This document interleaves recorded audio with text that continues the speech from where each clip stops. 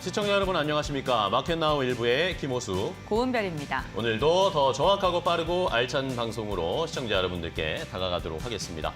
자, 간밤에 뉴욕 증시가 좋지가 않았습니다. 국채 금리가 또다시 급등하는 모습을 보이면서 뉴욕 증시가 부담을 받았고 금리 인하에 대한 이 기대감이 점점 사그라드는 모습이 다시 또 반복이 되고 있는데요.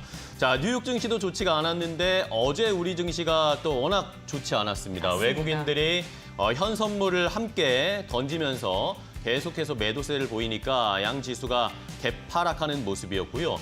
자, 여기에다가 또 부담이고 걱정인 것이 삼성전자입니다. 삼성전자 지난주에는 이 퀄테스트 통과 못했다라는 안 좋은 소식이 있었는데 어제는 또 삼성전자가 역사상 처음으로 파업을 단행할 것이다. 노조가 이런 이야기를 했기 때문에 더 부담을 받고 있습니다. 이러다 보니까 전반적으로 반도체 관련 업종 종목들이 좋지 않은 모습이고 삼성전자가 가지 않으니까 지수가 요지부동하고 있는 상황. 뭔가 반전의 모멘텀이 좀 필요한 시기입니다. 네, 그렇습니다. 5월 증시를 되돌아보게 된다면 국내 증시 삼성전자가 가지 않으니까 정말 답답한 장세가 이어졌습니다. 올해 들어서 우리 시장의 상승률을 보면요. 유가증권 시장 0.8% 상승했고요. 코스닥은 오히려 3%가량 하락한 것으로 집계가 됐는데요. G20 국가의 수익률을 줄지어서 세어보니까 브라질과 멕시코를 제외하면 우리나라가 최하위였습니다. 이 반도체가 세계 증시를 이끌고 있는데 반도체 강국이라 불리던 우리나라가 외딴 섬에서 소외되고 있는 움직임이 이어지면서 투자자분들 정말 답답하실 것 같은데요. 5월 이제 이 거래일 남았습니다. 5월장 우리가 어떻게 마무리해야 되고 6월장 또 어떻게 준비해야 되는지 오늘도 알차게 준비했으니까요. 끝까지 채널 고정해 주시길 바랍니다. 네. 자, 5월 마지막을 마무리하고 또 6월을 맞이하는 이 시기에 오늘도 저희는 여러 가지 이 모멘텀들, 이슈들을 준비해봤습니다. 먼저 이슈레이더에서 확인해볼 내용들은 중국의 모멘텀을 받아서 조금 더 힘을 낼 수 있을지, 이제 올라갈 수 있을지 엔터주들을 한번 분석해보도록 하겠습니다. 그리고 여전히 강한 원전주, 조금 쉬고 있는데 원전주들에 대한 투자 포인트도 함께 알려드리겠습니다. 네, 이와 함께 시가총액 상위 종목들의 흐름이 그다지 좋지 않습니다. 어떻게 투심을 회복할 수 있을지 이에 대해 알아보도록 하겠고요. 중국과 관련되어 있는 소비재 기업들 오늘도 투자 포인트 짚어보겠습니다. 마지막으로 이코노미톡에서는 이제 6월을 맞이해야 됩니다. 6월 증시 전략 필요하겠죠? 자세하게 저희가 전략 세워드릴 테니까 끝까지 함께해 주시기 바랍니다. 네, 목요일도 함께하는 마켓나우 1부. 지금 시작하겠습니다.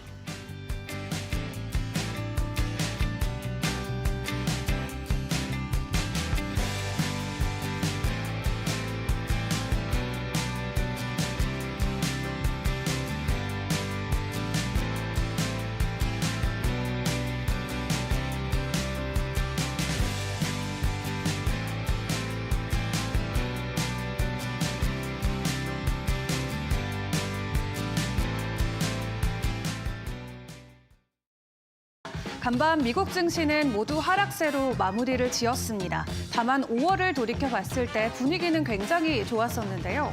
나스닥은 7% 이상 오름세를 보였고 S&P 500은 5% 가까운 반등을 보여주기도 했습니다.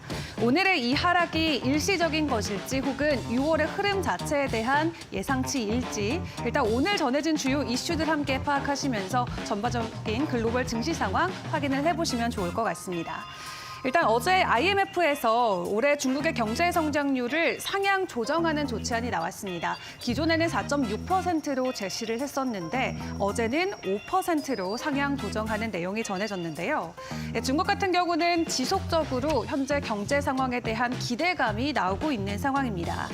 기타 고니파스 IMF 부총재 같은 경우는 중국의 1분기 GDP 성장이 예상보다 강했다라는 사실과 최근 발표됐던 몇 가지 추가 정책 조치를 반영해서 중국의 올해 경제 성장률을 상향 조정했다고 전했습니다.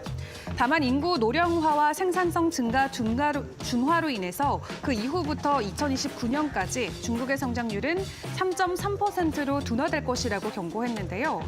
또 그러면서도 더욱 거대해지거나 예상보다 장기화되고 있는 부동산 영역의 자금 유동 경색 등으로 인한 위험성도 경고하기도 했습니다.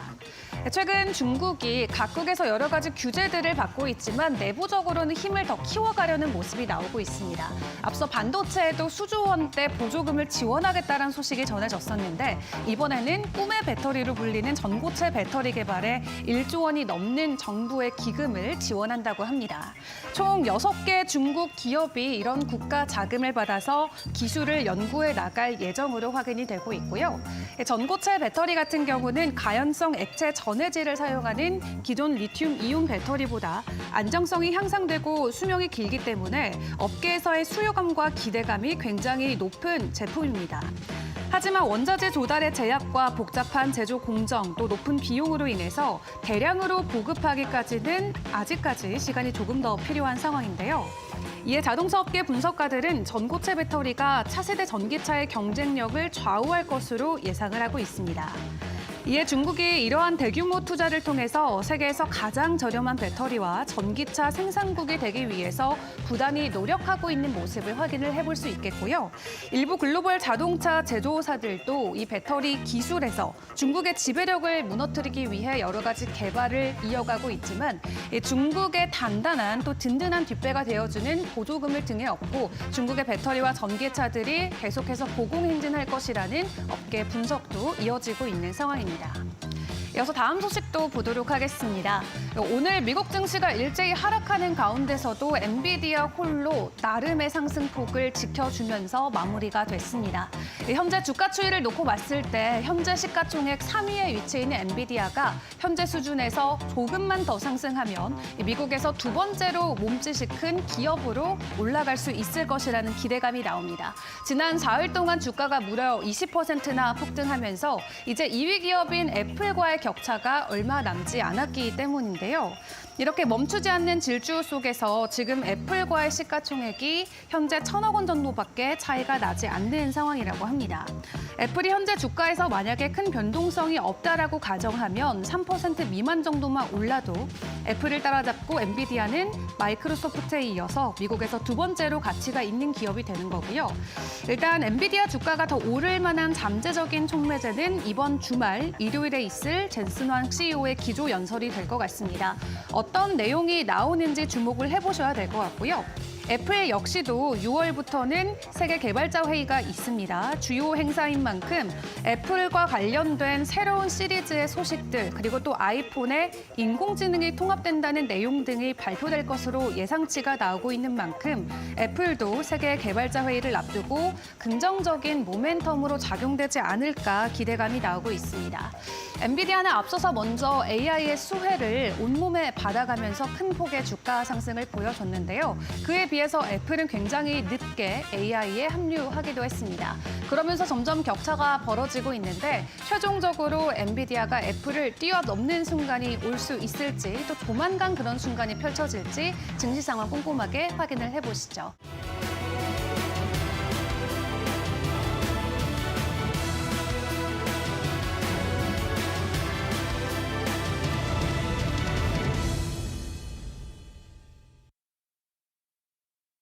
네, 글로벌 포커스 전문가의 시각으로 이어가 보겠습니다. 오늘 이 시간 KB증권의 프라임센터 유영화 과장 연결되어 있습니다. 안녕하십니까? 네, 안녕하십니까? 네, 우선 뉴욕 증시는 그다지 좋지 않은 모습이었는데요. 간밤에 좀 어떤 부분을 집중적으로 보셨습니까? 네, 미 증시는 국제금리 상승 압력에 하락 마감했는데요. 다우지수는 최근 5거래일 연속 음봉을 기록했습니다. 엔비디아는 반면에 4거래일 연속 상승했고요. S&P 500은 전 섹터가 하락했습니다. 유틸리나 산업, 소재업종 1% 넘게 하락을 했는데요. 빅스도 10% 넘게 상승하는 월간 최고치 기록했습니다. 연준 베이지북에서 미국 경기가 이상 과열을 보인다라는 코멘트에 금리 상승에 추가적인 영향을 줬고요. PCE 물가 발표 앞두고 인플레이션 둔화세가 진전을 보이지 않는다는 패드 의원들의 발언이 또 이어지면서 미국의 경제 활동이 4월 들어서도 확장세를 이어갔다라는 좀 진단이 나왔습니다. 특징 종목으로는 이제 아베크롬비 주가가 24% 상승했고요. 추이가 27% 큰 상승 보였고 딕스 스포팅 용품이 16% 시장 예상을 상회한 분기 실적 발표하면서 급등세를 보였고요. 반면에 아메리칸 항공 같은 경우는 2분기 가이던스 하향으로 마이너스 13% 기록했고 다른 항공사들도 좀 하락세를 보였습니다. 또 건강보험 쪽에서는 정부의 메디케어 어드밴티지 플랜에서 노인 보장 비용이 예상보다 높기 때문에 회사의 수익성이 악화될 것이라는 전망에 좀 하락하는 모습을 보이기도 했습니다. 네, 그렇군요. 국채 금리의 상승으로 인해서 일제히 좀 하락을 한 것으로 보이는데 우리 증시에 그렇다면 어떠한 영향력을 미칠까요? 저는 일단 그 반도체 대장주 삼성전자 그리고 2차 전지 대장주 LG에너지솔루션이 큰 폭의 하락을 보였습니다. 그러면서 시장에서는 대형주의 대안을 찾기 시작했는데 LG전자가 그 대안으로 좀 떠오르고 있는 상황인 것 같고요. 거래량 급증하면서 외국인 기관의 수급이 긍정적으로 유입되고 있다는 점 참고하시면 될 것 같고 애플의 중국 판매량 증가되면서 BH, LG노텍, 하이비전 시스템 쪽이 강세 보이면서 수급 유입됐다는 점도 참고하실 필요가 있을 것 같습니다. 중소형 단에서는 역시 종목 장세가 활발하게 펼쳐지고 있는데요. 수출 쪽에서 리레이팅 되고 있는 소비재, 그중에서도 음식료와 화장품 집중해서 보실 필요가 있을 것 같습니다. 고물가와 고금리 상황에서 가성비 소비가 지금 높아지고 있는 상황인데요. 한국 소비재의 이런 어떤 가성비의 상품들은 유행이 아니라 문화로 자리 잡을 가능성이 높은 상황이고요. 미국을 포함한 해외 확산을 통해서 실제로 숫자가 나오고 있는 소비재 업체들의 리레이팅이 지속되고 있는 상황에 주목을 하실 필요가 있을 것 같습니다. 전일 화장품에서는 아마존 스킨케어 상위인 코스알엑스의 소재를 납품하는 기업으로 알려진 J2K 바이오가 상한가 들어가면서 수급 유입됐고요. 스킨천사 ODM 하고 있는 한국 화장품 제조가 부각되면서 신규 수급이 급격하게 유입이 되었습니다. 그 외에도 기존 ODM주들인 토니모리, 한국콜마 같은 기업들로 수급 유입됐고요. 작년에 상장 이후에 밸류에이션 좀 부담돼서 마녀공장이 좀 주가가 많이 빠졌는데 이게 주가 많이 빠졌기 때문에 내년 기준으로 퍼 10배까지 다운되면서 밸류에이션 매력도가 좀 부각되면서 수급 유입됐고 원익이라든지 IPM&SC 쪽도 바스켓으로 수급 유입되는 모습 보여줬고요. 음식료는 대상과 풀무원, 농심 쪽 유입됐고 연기금 쪽은 하이브리드 수혜주인 코리아 FT와 퀄컴과 AI, PC, IP를 협력하겠다라고 발표한 칩셋 미디어 쪽으로 매수가 집중됐고요. 마지막으로는 어제 이제 개별주긴 한데 카페24가 리포트가 나왔습니다. 1분기 실적 발표에 계속 말씀을 드려왔던 종목이긴 한데요. 일단은 고정비용 축소, 영업 레버리지 효과가 발휘가 될 것 같고 일단 핵심 성장은 유튜브 쇼핑이죠. 사업의 순항이 예상되기 때문에 주목해보시면 좋을 것 같습니다. 네, 알겠습니다. 오늘 말씀 여기까지 듣겠습니다. 과장님 고맙습니다. 네, 감사합니다. 네, 삼성전자와 LG에너지솔루션과 같은 반도체 2차 전지 대형주들이 약세를 보이고 있는 가운데 화장품, 식품과 같은 소비재에 꾸준히 관심을 두면 좋겠다라는 코멘트 달아주셨습니다. 투자 포인트에 참고해 보시면 좋을 것 같습니다. 지금까지 글로벌 포커스였습니다.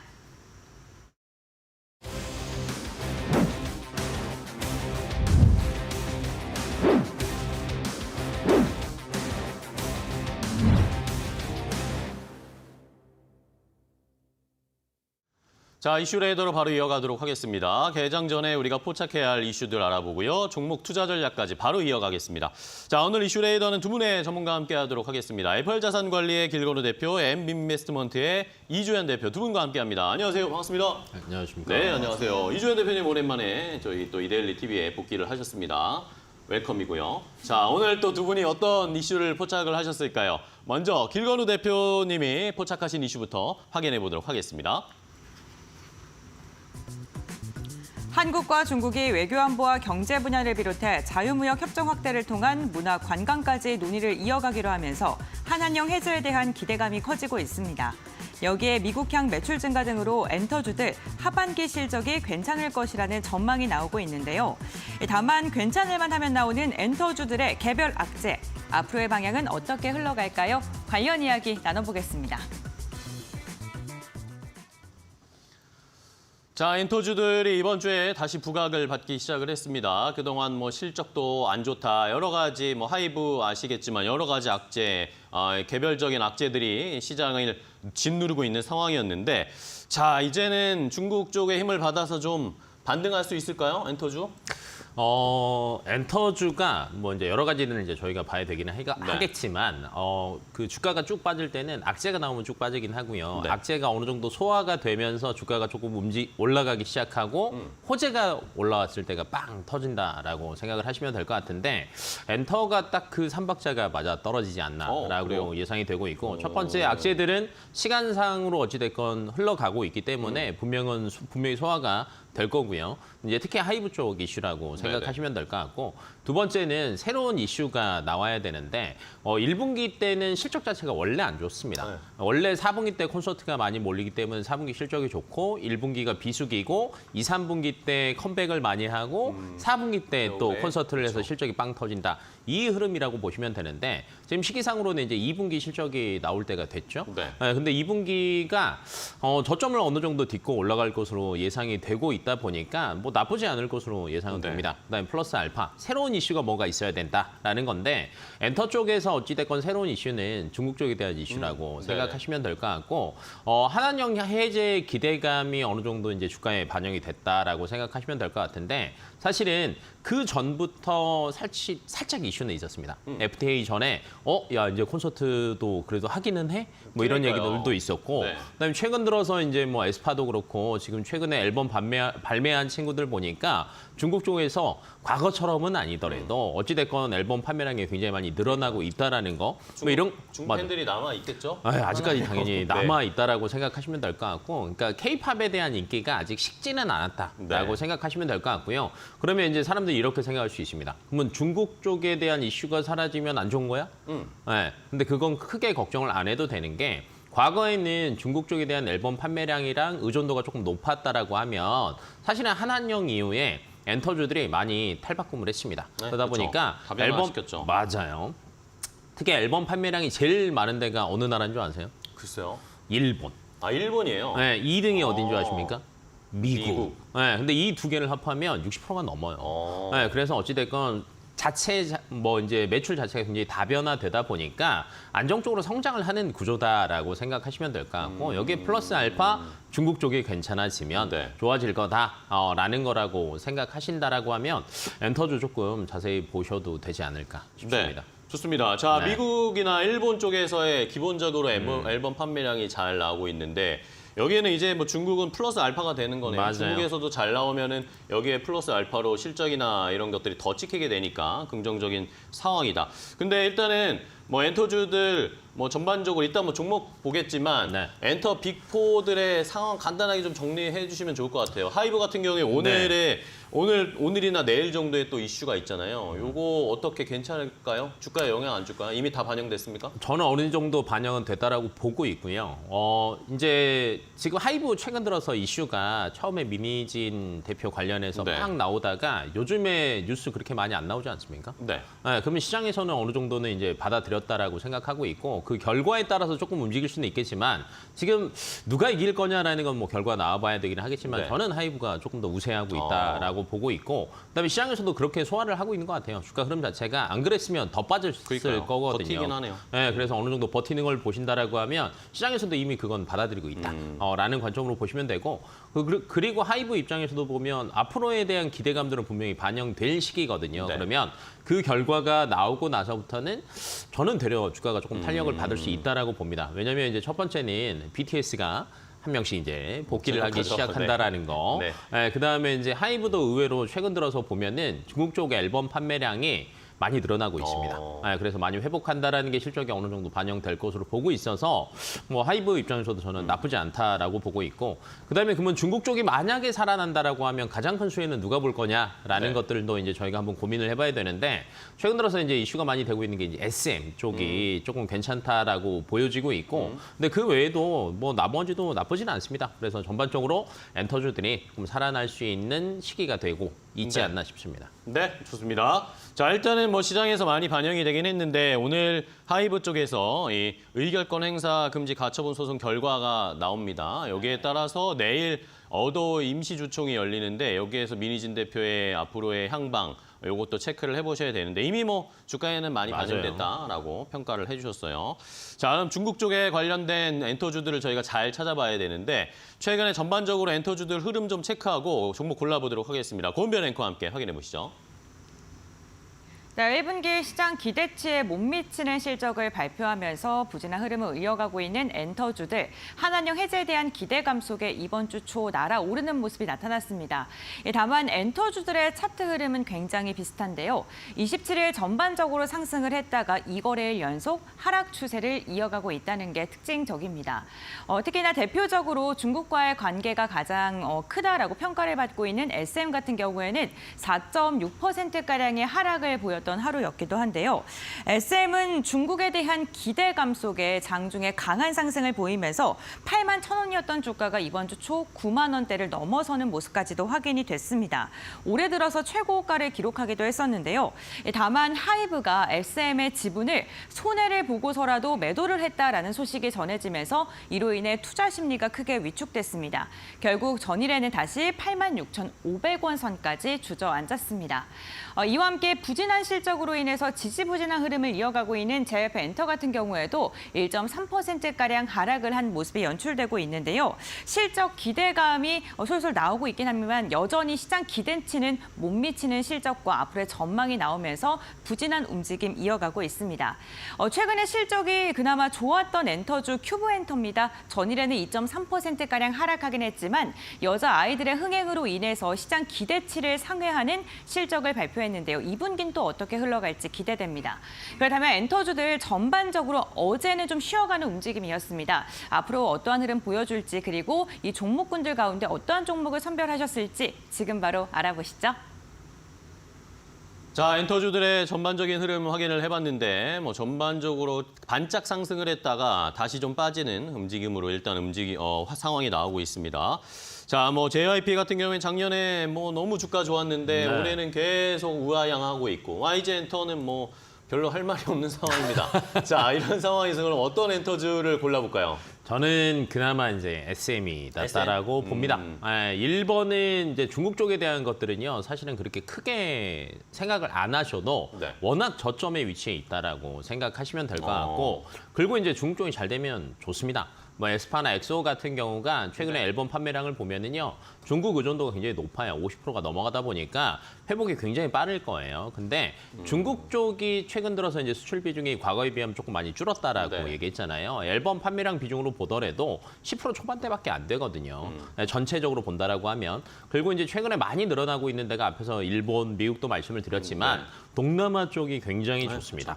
근데 이미 이제 3분기 때 아마 지금 SM 쪽에서도 신인 걸그룹이 나올 예정인데 나오기 전부터 이미 동남아 쪽에서 보면 팬덤이 이미 형성이 됐어요. 그만큼 이제 동남아 쪽에 대한 매출 비중이 얼마나 빠르게 상승하는 기업이 어디냐라는 게 실적에 조금 반영되고 네. 주가에도 반영된다라고 생각하시면 될 것 같고 두 번째로는 이제 최근 들어서 이제 콘서트 관련해서 올해 실적 굉장히 좋을 거다라는 얘기들 나오고 있잖아요. SM 같은 경우에도 라이즈랑 NCT 위시가 전국 투어가 이제 작년 대비하면 공연으로 인한 수입 자체가 아마 한 28% 늘어나지 않을까라고 수치 나오고 있고 제가 이제 그 혹시 콘서트 가보셨습니까? 어떤 콘서트?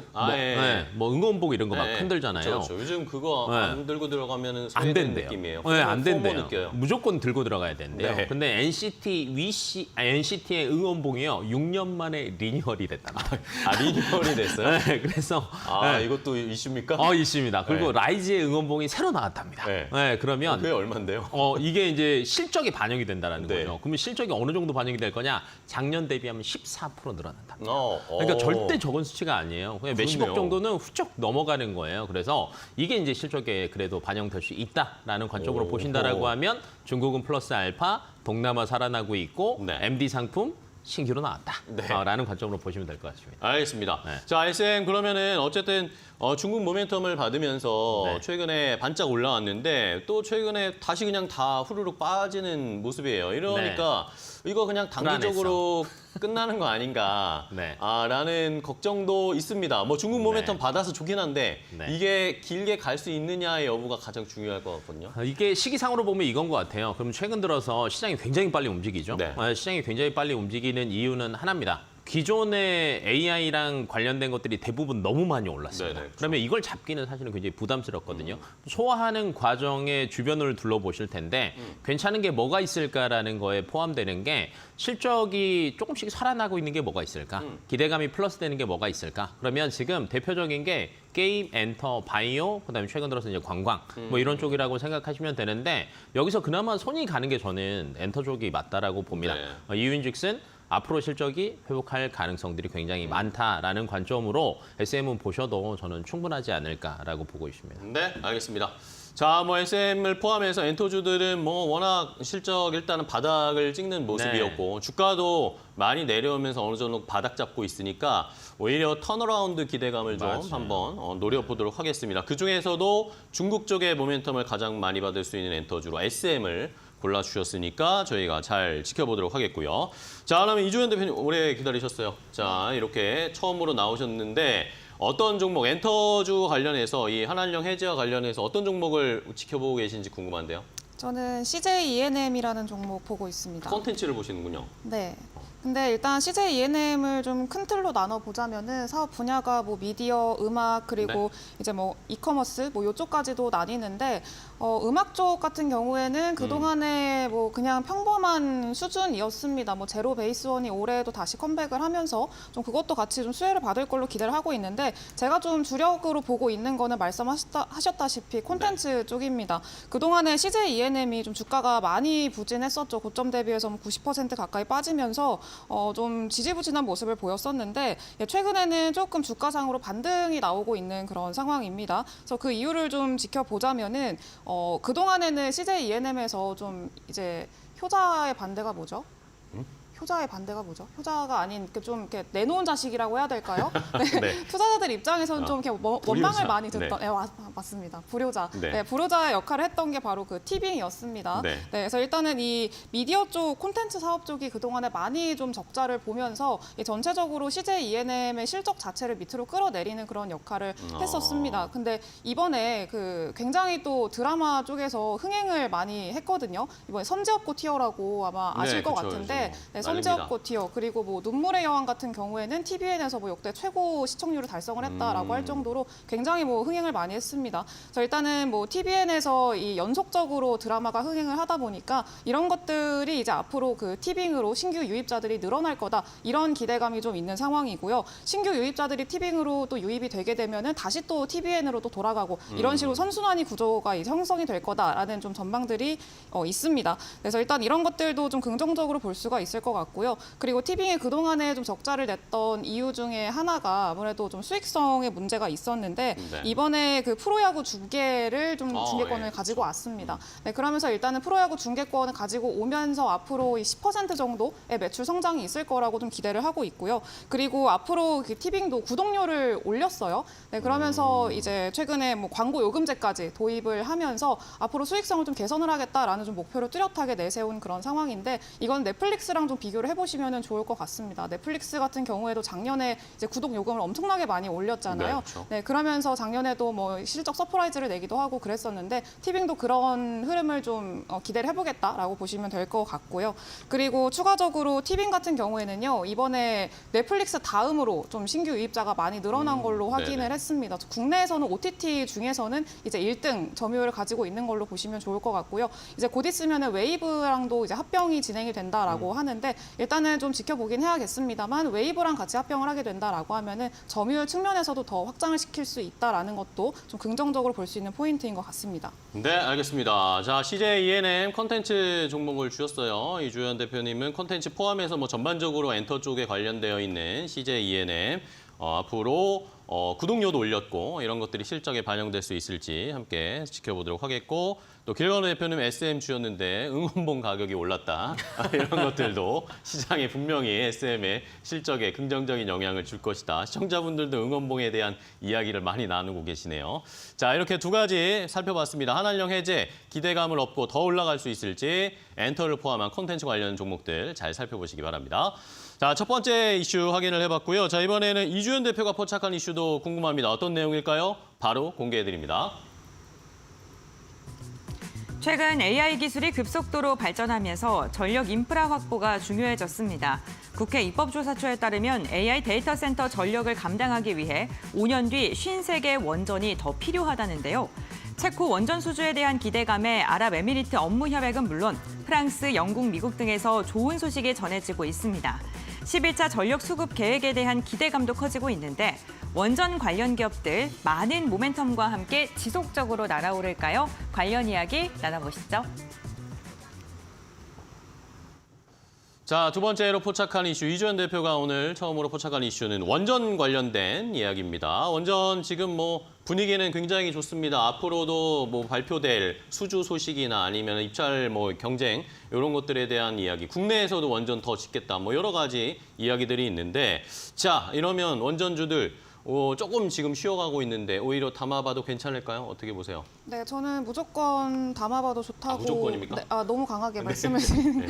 네, 무조건 담아봐도 좋다라고 저는 개인적으로 생각을 하고 있고요. 일단은 앞으로도 좀 단기적으로 봤을 때도 장기적으로 봤을 때도 모멘텀이 상당히 많이 남아있는 그런 이제 섹터 중에 하나가 그렇죠. 원전이기도 합니다. 좀 자랑 한번 하고 넘어가도 될까요? 뭐죠? 네, 제가 마지막으로 그 한 달 전이었나 두 달 전이었나 이제 마지막으로 이데일리 막방 했을 때 네, 그때 제가 추천해드렸던 종목이 우진엔텍이었거든요. 마지막에 사라지기 전에 이제 선물로 드렸던 네, 종목이었는데 상당히 최근에 잘 갔었습니다. 그렇죠. 상한가. 그러면서 이제 일단은 축하드린다라고 이제 자랑 조금 하고 넘어가겠고요. 좋아요. 그리고 일단은 원전 관련주들이 앞으로도 계속해서 좀 강세를 보일 걸로 기대를 해보는 게 일단은 우리 시장에서 가장 좀 중요하게 작용을 하고 있는 게 AI잖아요.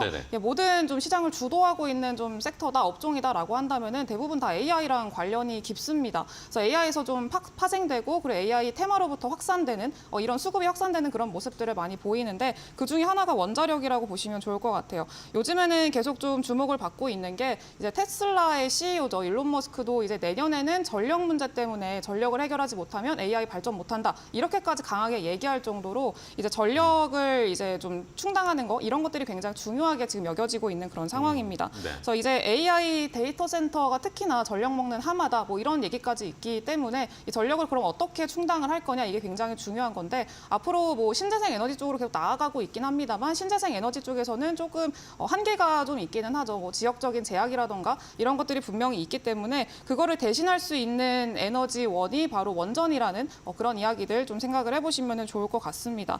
네, 그러면서 전 세계적으로 이제 트렌드 자체가 원전을 계속 신규로 짓고 그리고 또 SMR 쪽으로도 신규 발전을 좀 하고 이런 식으로 좀 나아가고 있는데 그 과정에서 우리나라가 이 대형 원전 쪽에서는 굉장히 또 기술력을 인정을 받고 있는 그런 상황이다 보니까 더 기대를 해볼 수가 있을 것 같아요. 전 세계에서 지금 원전 기술을 보유하고 있는 국가가 그렇게 많지는 않습니다. 기껏해봐야 한 5개 나라 정도 되는데 그중에 하나가 우리나라고 우리나라는 특히나 원전 측면에서 가격적인 경쟁력이라던가 그리고 이제 평가라던가 이런 것들이 있죠. 기간에 딱 맞춰서 이제 원전을 짓는다던가 이런 평가들이 굉장히 좋습니다. 그래서 그런 측면에서 경쟁력을 많이 확보하고 있고 그런 것들을 토대로 앞으로 체코 원전이라던가 영국이라던가 이런 앞으로의 수주 소식들도 좀 긍정적으로 가져올 수 있지 않을까라는 기대감을 가지고 있습니다. 특히나 체코 같은 경우에는 7월 달에 아마 이제 수주가 누가 가져가게 될지 좀 발표가 될 것 같은데 규모가 30조 원 정도가 됩니다. 굉장히 또 큰 규모이기도 하고 일단은 이거를 낙찰을 받게 되면은 앞으로도 굉장히 우리나라의 원전 기업들 측면에선 장기적인 어떤 수주 모멘텀을 확보할 수 있는 거기 때문에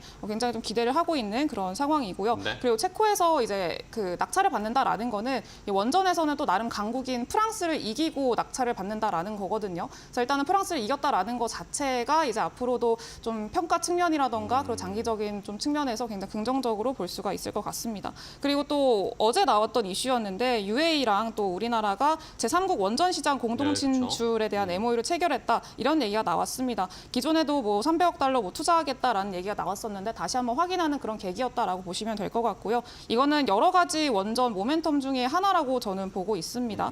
그리고 또 이제 이번 달이 원래는 좀 계획이었었는데 11차 전력 수급 계획 기본 계획이죠. 이게 발표가 이번 달에 나기로 이제 계획이 돼 있었는데 좀 미뤄질 것 같죠. 오늘이 5월 말인데. 네네. 네, 그래서 아무튼간에 근데 아마 다음 달에는 좀 나지 나오겠죠. 않을까라고 생각을 하고 있고요.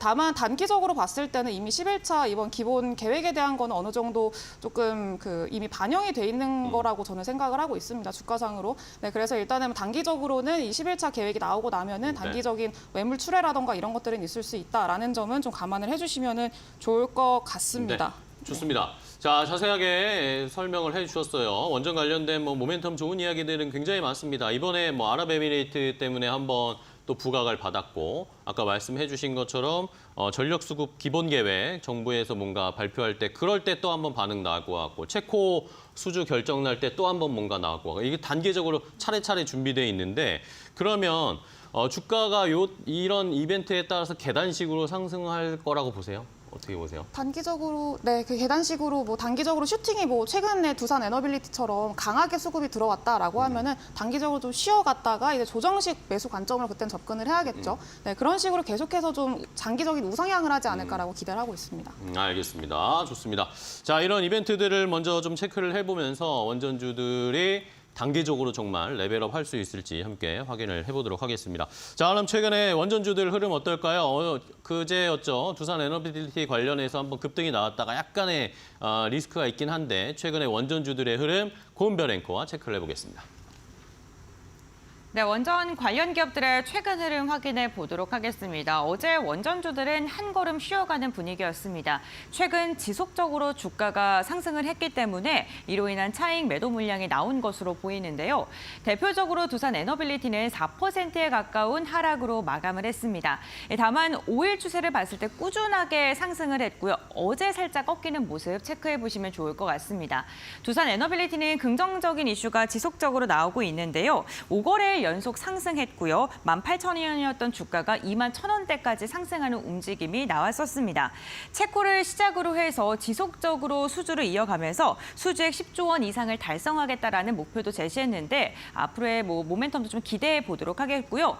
BHI 같은 경우에 전일 6% 이상의 낙폭을 보였습니다. 9거래일 연속 상승하면서 52주 신고가를 터치한 후에 매도 물량이 나온 것으로 보입니다. 2년 역속 흑자 기조를 이어가고 있다는 게 특징적이고요. 대우건설은 약보합권 0.5%가량 하락하면서 마감을 했었는데 프라하 현지에서 원전건설 포럼을 개최하는 등 체코 수주를 위해서 지금 힘을 쏟고 있는 모양새입니다. 다만 프랑스에서는 마크롱 프랑스 대통령이 직접 지금 움직임을 보여주고 있는 만큼 프랑스와 우리나라 어디가 지금 선정이 될지 각축전이 좀 벌어지고 있는 상황입니다. 어쨌든 원전 관련 기업들 최근의 흐름 괜찮았고요. 어제는 한 걸음 쉬어가는 움직임이었는데 이 같은 종목 가운데 어떠한 종목을 눈여겨보고 있을까요? 지금부터 알아보시죠.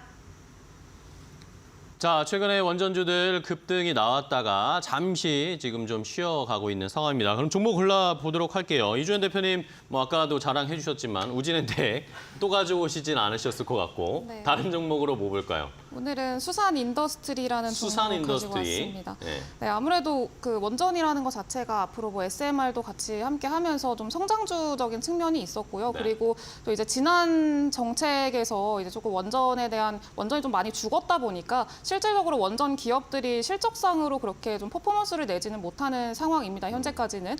근데 일단 수산 인더스트리 같은 경우에는 매출상의 측면으로 봤을 때도 실적이 굉장히 견고하게 나타나고 있는 그런 기업이기도 하고요. 그리고 앞으로 이 수주가 점점 더 확대가 될수록 계속해서 이런 수주라던가 이런 매출, 실적적인 측면을 더 늘려나갈 수 있다라는 게 굉장히 좀 뚜렷한 장점이라고 좀 보고 있습니다. 최근에도 강하게 좀 시세가 들어오면서 수급이 들어오면서 탄력이 붙긴 했습니다만 이제 단기적으로 쉬어가는 흐름 나오면서 분명히 또 자리를 줄 거라고 판단을 하고 있고요. 네. 단기적으로는 이 박스권 돌파에 성공한 만큼 이제 좀 주목을 해보시면 좋을 것 같습니다. 그래서 일단은 수산 인더스트리한테 좀 주목을 많이 하고 있는 이유 중에 하나가 일단 수산 인더스트리는 원자력 발전소 그리고 화력 발전소 장비를 만드는 업체라고 보시면 좋을 것 같습니다. 근데 일단 우리나라 그 민간 기업들 중에서는요, 이 원자력 계측 제어 설비 그 장비 쪽에서는 이제 1등이라고 보시면 좋을 것 같습니다. 그래서 일단은 이 계측 제어 설비 같은 경우에는요, 우리가 보통 그 1차 계통, 2차 계통 이렇게 나뉘거든요. 근데 1차 계통 같은 경우에는 민간 쪽으로 개방이 아예 안 돼 있기 때문에 한전 KPS가 다 가져갑니다.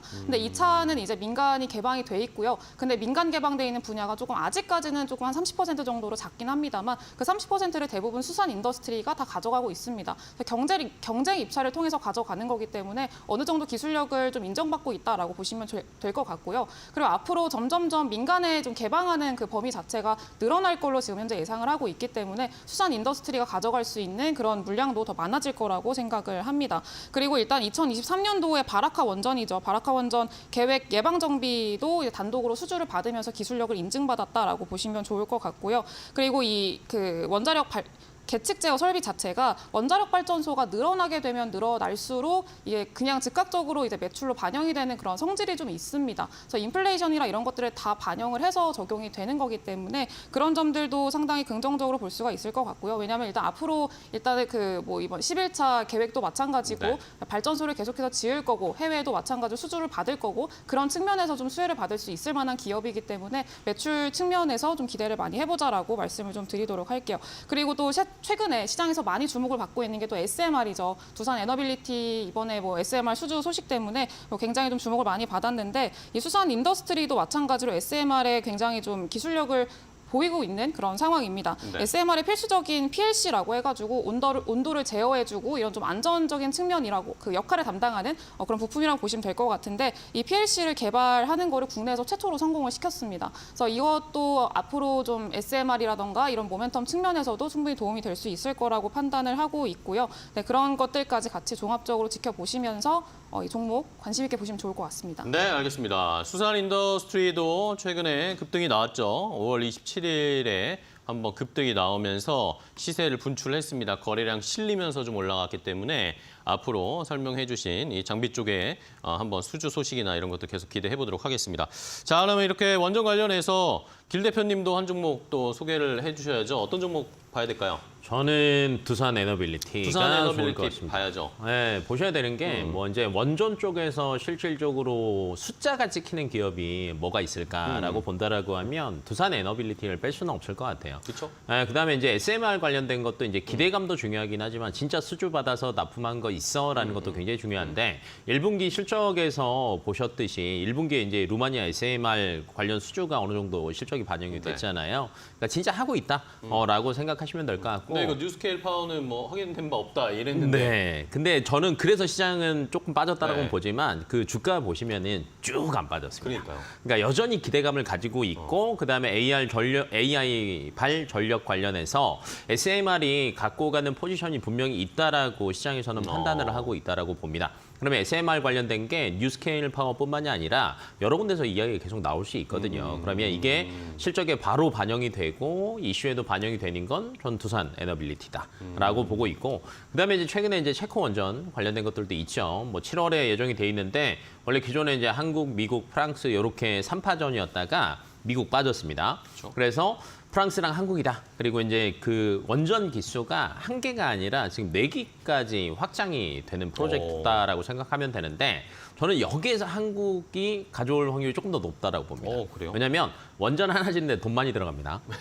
그렇죠. 네, 한 기 지을 때랑 4기 지을 때랑 액수가 다르겠죠? 그렇죠. 그러면 여기에서도 사실은 안전성과 돈 들어가는 걸 안 따질 수 없는데 이 두 가지 요건을 저는 고루고루 갖춘 게 저희가 가성비가 좋겠죠? 굉장히 좋죠. 네. 그래서 이제 되려 늘어나서 수주에 대한 확률이 더 늘어났다라는 관점으로 보신다라고 하면 앞으로 이슈도 많다라고 생각을 하시고 두산 에너빌리티가 저는 지금 2만 원대 후반까지 조금 조정은 됐지만 네. 2만 원 아래로 떨어지는 건 쉽지는 않을 것 같거든요. 그렇군요. 네, 그래서 뭐 조금 불안하신 분들은 2만 원 터치하냐 안 하나 보고 들어가셔도 상관없고 아니면 뭐 지금 저는 충분한 위치이지 않나라고 보고 있습니다. 네, 알겠습니다. 자, 두산 에너빌리티까지 길건우 대표님이 소개해 주셨어요. 원정 관련 종목들 뭐 전반적으로 관심 많으신데 또 두산 에너빌리티는 또 특히 개인 투자자분들 관심 너무 많으시니까 2만 원 선은 지킬 것 같다라는 네. 그런 의견을 주셨으니까 요 라인에서 한번 잘 공략을 해보시면 좋겠다라는 포인트까지 시청자분들께 전해드리도록 하겠습니다. 자, 오늘 이슈레이더 두 분과 함께 했는데요. 길건우 대표, 이주연 대표님과 함께 했습니다. 오늘도 좋은 전략 소개해 주셔서 감사하고요. 이주연 대표님 다시 한번 환영하고 다음 시간에 또 길건우 대표님과 좋은 이슈 부탁드리겠습니다. 오늘 고생 많으셨어요. 네, 고맙습니다. 고맙습니다. 고맙습니다.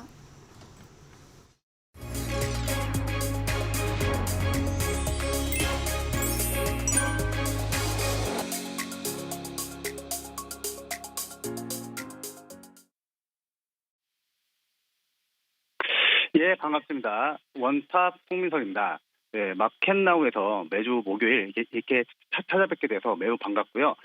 우선 최근 시장을 보면은 미국 금융시장의 향후 방향성을 탐색하고 있는 가운데 연방준비제도 위원들이 이런 매파적인 발언이 지속되고 있는데 시장 참가자들은 아무래도 31일 발표 예정되어 있는 이 4월 PCE, 즉 개인 소비 지출 가격 지수 발표에 이 촉각을 세우고 있습니다.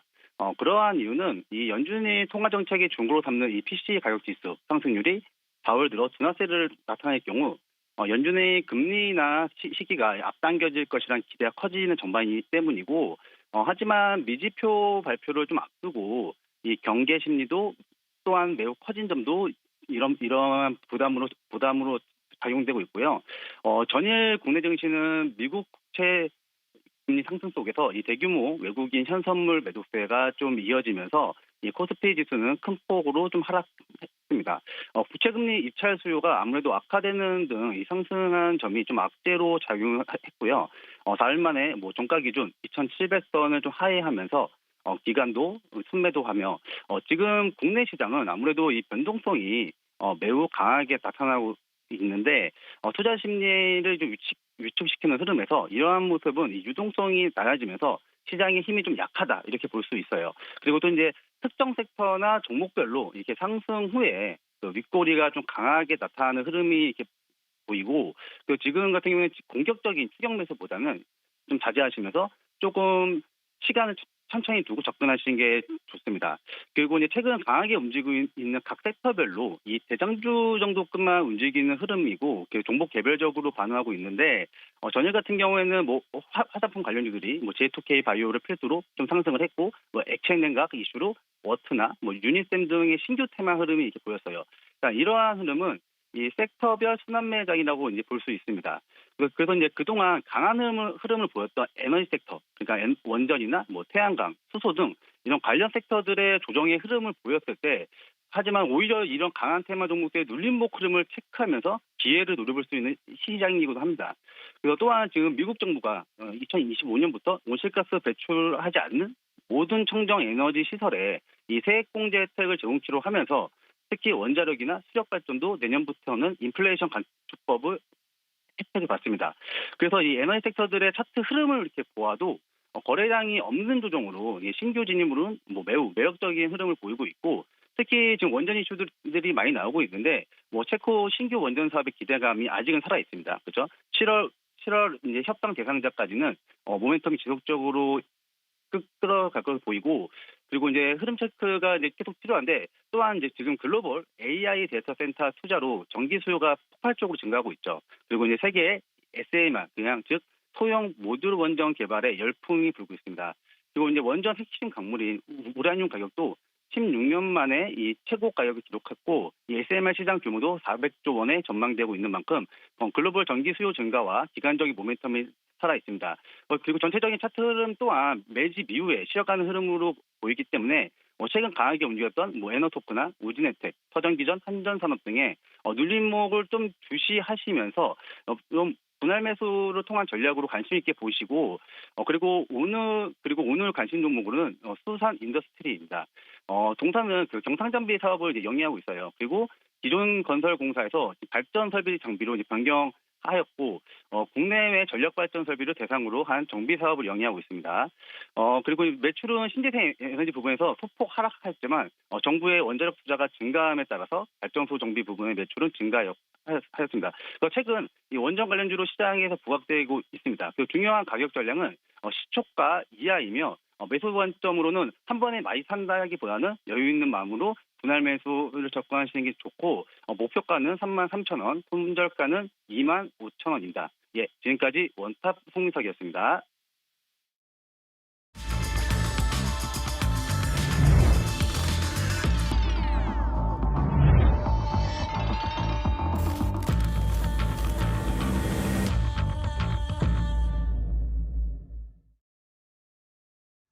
자, 마켓 스탠바이입니다. 이제 장 출발 10분 정도 남아있는 상황. 현재 시간 8시 50분을 향해서 달려가고 있습니다. 자, 우리 시장 오늘 출발 어떻게 될지 어제 좀 예상보다 큰 하락이 나오면서 시장이 부진한 모습이었는데 간밤에 미국 증시도 또 좋지가 않았습니다. 국채 금리가 또 올라가면서 증시에 부담을 줬고 이런 것들이 우리 시장에도 오늘 여파를 미칠 것으로 보이면서 양시장이 하락 출발할 것으로 예상이 되는 상황인데요.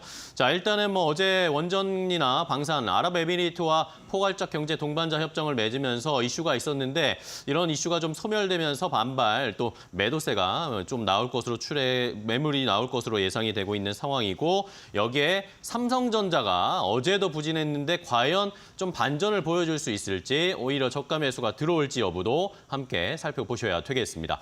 자, 그럼 오늘 장 출발 마켓 스탠바이 두 분의 전문가와 함께 준비해 보도록 하겠습니다. 레몬 리서치의 이상엽 이사 그리고 퍼스트 프라임 리서치 손여로 팀장 그리고 고은별 앵커와도 함께하겠습니다. 안녕하세요. 반갑습니다. 자, 두 분과 함께 오늘도 장 출발 준비할 텐데 어떤 내용을 개장 전에 살펴봐야 할지 먼저 이상엽 이사님 오늘 개장 전 탑3 어떤 내용 골라주셨나요?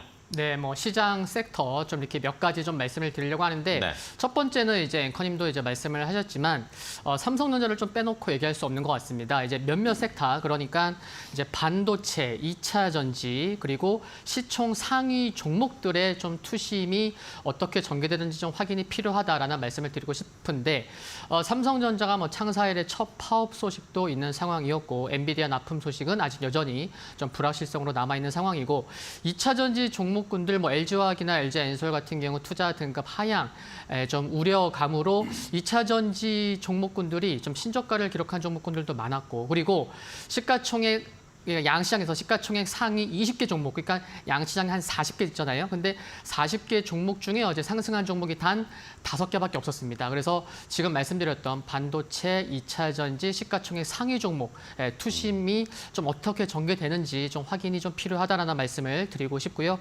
그리고 두 번째는 엔비디아만 좀 믿을 수 없다. 나홀로 엔비디아만 상승해서는 이제는 시장이 함께 좀 상승하기는 어렵다. 그런 것들이 시장에서 좀 확인이 되고 있는 것 같습니다. 그런데도 불구하고 섹터 순환매는 계속해서 이어질 필요가 있다라는 말씀을 드리고 싶은데 어제도 시장이 2,000개 이상의 종목이 하락했음에도 불구하고 강한 섹터가 있었거든요.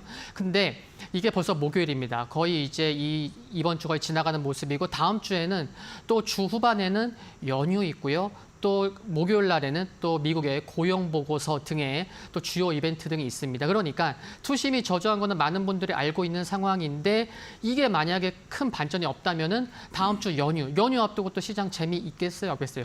가능성 그런 걸 살펴봤을 때는 그래 시장이 좀 어려워도 좀 섹터 순환면은 그래서 좀 필요하다라는 말씀을 드리고 싶고 세 번째는 어제 가장 강했던 섹터를 뽑자면 화장품이랑 또 냉난방 공조 관련된 섹터를 뽑을 수 있는 것 같습니다. 그래서 어제 강했던 섹터가 오늘도 좀 강한지 좀 살펴보시면 좋겠고 화장품 섹터 같은 경우는 어제 상한 강한 종목도 있었거든요. 그래서 오늘도 좀 유심히 살펴볼 필요가 있겠다라는 말씀드리고 싶습니다. 네, 알겠습니다. 이상엽 이사님은 대형주의 투자 심리를 좀 확인해 봐야겠다라고 말씀해 주셨고 섹터의 순환매를 눈여겨봐야 된다라고 이야기해 주셨는데 그렇다면 손여로 팀장님께서는 어떤 투자 포인트 들고 오셨을까요? 네, 첫 번째로 반도체 말씀을 드려보도록 하겠습니다. 어떤 노조가 파업을 한 것에 대해서 심각하게 받아들이는 것도 맞지만 아직은 뭔가 결과가 나오지 않았기 때문에 조금 보수적으로 봐야 된다고 판단되고 있고요. 이런 뉴스가 나오면서 외국인과 기관이 선별적으로 움직였기 때문에 혹시라도 여기서 추가적으로 심화가 되지 않는다고 한다면 우리는 오히려 매수 기회로 삼아보면 좋을 것 같습니다. 일단 시장이 나온 뉴스는 하루 정도 파업을 할 수 있다라고 보고 있는데 결과가 정말 안 좋으면 조금 길어질 어려워질 수 있다라는 부분들. 근데 이제 뉴스 읽어보면은 뭐 삼성전자 그래도 거의 최고 연봉 상위 1% 근로자분들께서 임금 협상을 5.1%를 이미 완료하셨는데 추가적으로 달라고 이렇게 말씀하시는 부분들 중에서도 일반적인 회사원 입장에서는 조금 아쉽다라고 볼 수도 있고 아니면 반도체가 그렇게 성장했는데 그것도 안 주냐라고 할 수도 있는 부분이 있지만 보통 이런 경우에는 좀 임금 협상이 조금 올해 초에 가하게 된 경우에는 이보다 더 심화가 되지 않을 가능성이 높다. 이렇게 저는 개인적으로 판단하고 있습니다. 그러면서 삼성전자 같은 경우는 외국인의 매도세가 나오고 있지만 정작 삼성전자 관련이 있는 뭐 장비 기업이나 전공정 기업들은 이미 기술적 바닥권에 기간 조정 충분히 거쳤고 삼성전자에서는 외국인과 기관의 매도세가 나오면서도 해당 기업들에 대해서는 외국인과 기관의 저가 매수가 들어오니까 참고를 해보시면 좋을 것 같습니다. 두 번째는 원전입니다.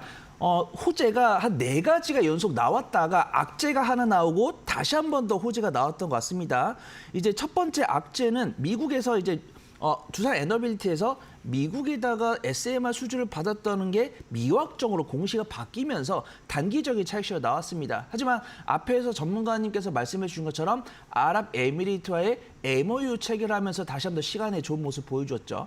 저는 원전에 대해서 긍정적인 뷰를 말씀을 드리지만 리스크는 반드시 말합니다. MOU라는 것은 확정 가능성을 좀 체크를 해야 되는 부분이고 확정이 되더라도 이런 수주 계약금이라는 것이 뭐 1년 만에 들어오는 게 아니고 8년, 10년 만에 들어오는 것이고 그런 것들도 이제 연 단위로 쪼갠 다음에 관련 종목들의 이 매출 비중을 고려한다고 한다면 너무 폭발적으로 매매할 수는 없는 상황이다. 근데 외국인과 기관의 수급이 들어오고 있고 이제 단기적 박스권을 이미 돌파한 상황이기 때문에 단기적인 관점을 접근하시는 게 좋다. 좀 말씀을 드리도록 하겠습니다. 마지막은 화장품이나 이런 한한령 해제 기대감에 소비재 관련 종목들을 보도록 하겠습니다. 이 종목들 역시도 미들 언덕이 있는 섹터는 화장품인 것 같습니다.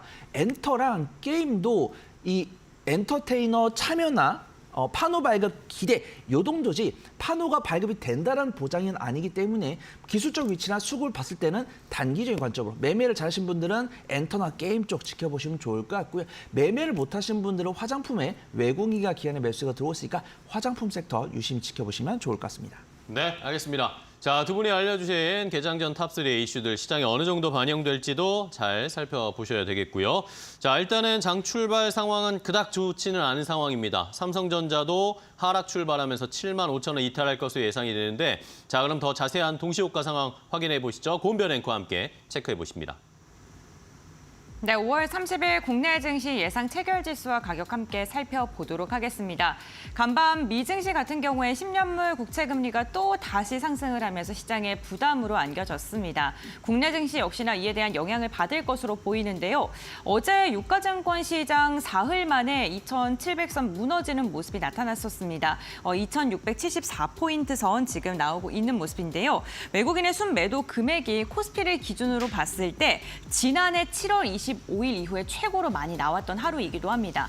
오늘도 외국인과 기관의 수급 체크해 보셔야 될 것 같은데 우선 양시장의 스타트는 그다지 좋지 않을 것으로 보입니다. 코스닥 역시나 0.5%가량 하락하면서 833포인트에 선 출발을 예고하고 있습니다. 그렇다면 시가총액 상위 종목들의 흐름도 함께 확인해 보시죠. 삼성전자가 어제 큰 낙폭을 보이면서 마감을 했었죠. 오늘도 역시나 0.4%가량 하락하면서 7만 5천 원도 무너지면서 출발할 것으로 보입니다. 외국인이 어제 4,200억 원 이상을 매도하는 데 썼는데요. 전체 순매도 금액 가운데 41%가 바로 삼성전자였습니다. 외국인의 투자 심리가 오늘은 돌아올지 이 부분 확인해 보셔야 될 것 같은데 오늘 출발 상황은 그다지 좋지 않고요. SK하이닉스 역시나 0.2%가량 하락 출발 예상되고 있습니다. 엔비디아가 4일 연속 상승했음에도 불구하고 오늘 SK하이닉스는 한 걸음 쉬어가는 분위기가 연출되고 있고요. 지금 5위권까지 상승 출발하는 종목은 없습니다. 삼성바이오로직스 역시나 0.1%가량 하락 출발이 예상되고 있습니다. LG에너지솔루션 지금 보합권 출발이 예상되고 있는데요. 상장 후 최저가를 어제 기록했습니다. 오늘 또 어떠한 움직임 보여줄지 아무래도 이 매도 의견에 대한 그러한 신용등급 부정적 전망에 대한 이러한 이슈 때문에 투자 심리가 그다지 좋지 않다는 점 체크해 보시면 좋을 것 같습니다. 다음으로는 6위부터 10위권의 흐름도 함께 확인해 보시죠. 6위부터 10위권 KB금융을 제외하고는 모두 다 지금 부진하게 출발될 것으로 보입니다. 완성차 기업들 그다지 좋지 않고요. 제약바이오는 보합권, 포스코홀딩스도 0.8% 하락 출발 예상됩니다. KB금융 같은 경우 어제도 좀 상승 마감했는데 오늘도 시세를 이어갈 수 있을지 체크해 보시면 좋을 것 같습니다. 다음으로는 코스닥 시가총액 상위 기업들의 흐름도 함께 확인해 보시죠. 에코프로비엠이 사실상 이 매도 의견이 나오면서 투자 심리가 크게 위축된 움직임 이어지고 있습니다. 전일에도 그룹주 5%가량 하락을 했었는데 오늘도 에코프로비엠과 에코프로 1% 이상 하락 출발 예상되고요. 알테오젠과 엘체비 역시나 하락 출발 예상되면서 5위권 종목 모두 다 내림세로 출발될 것으로 보입니다.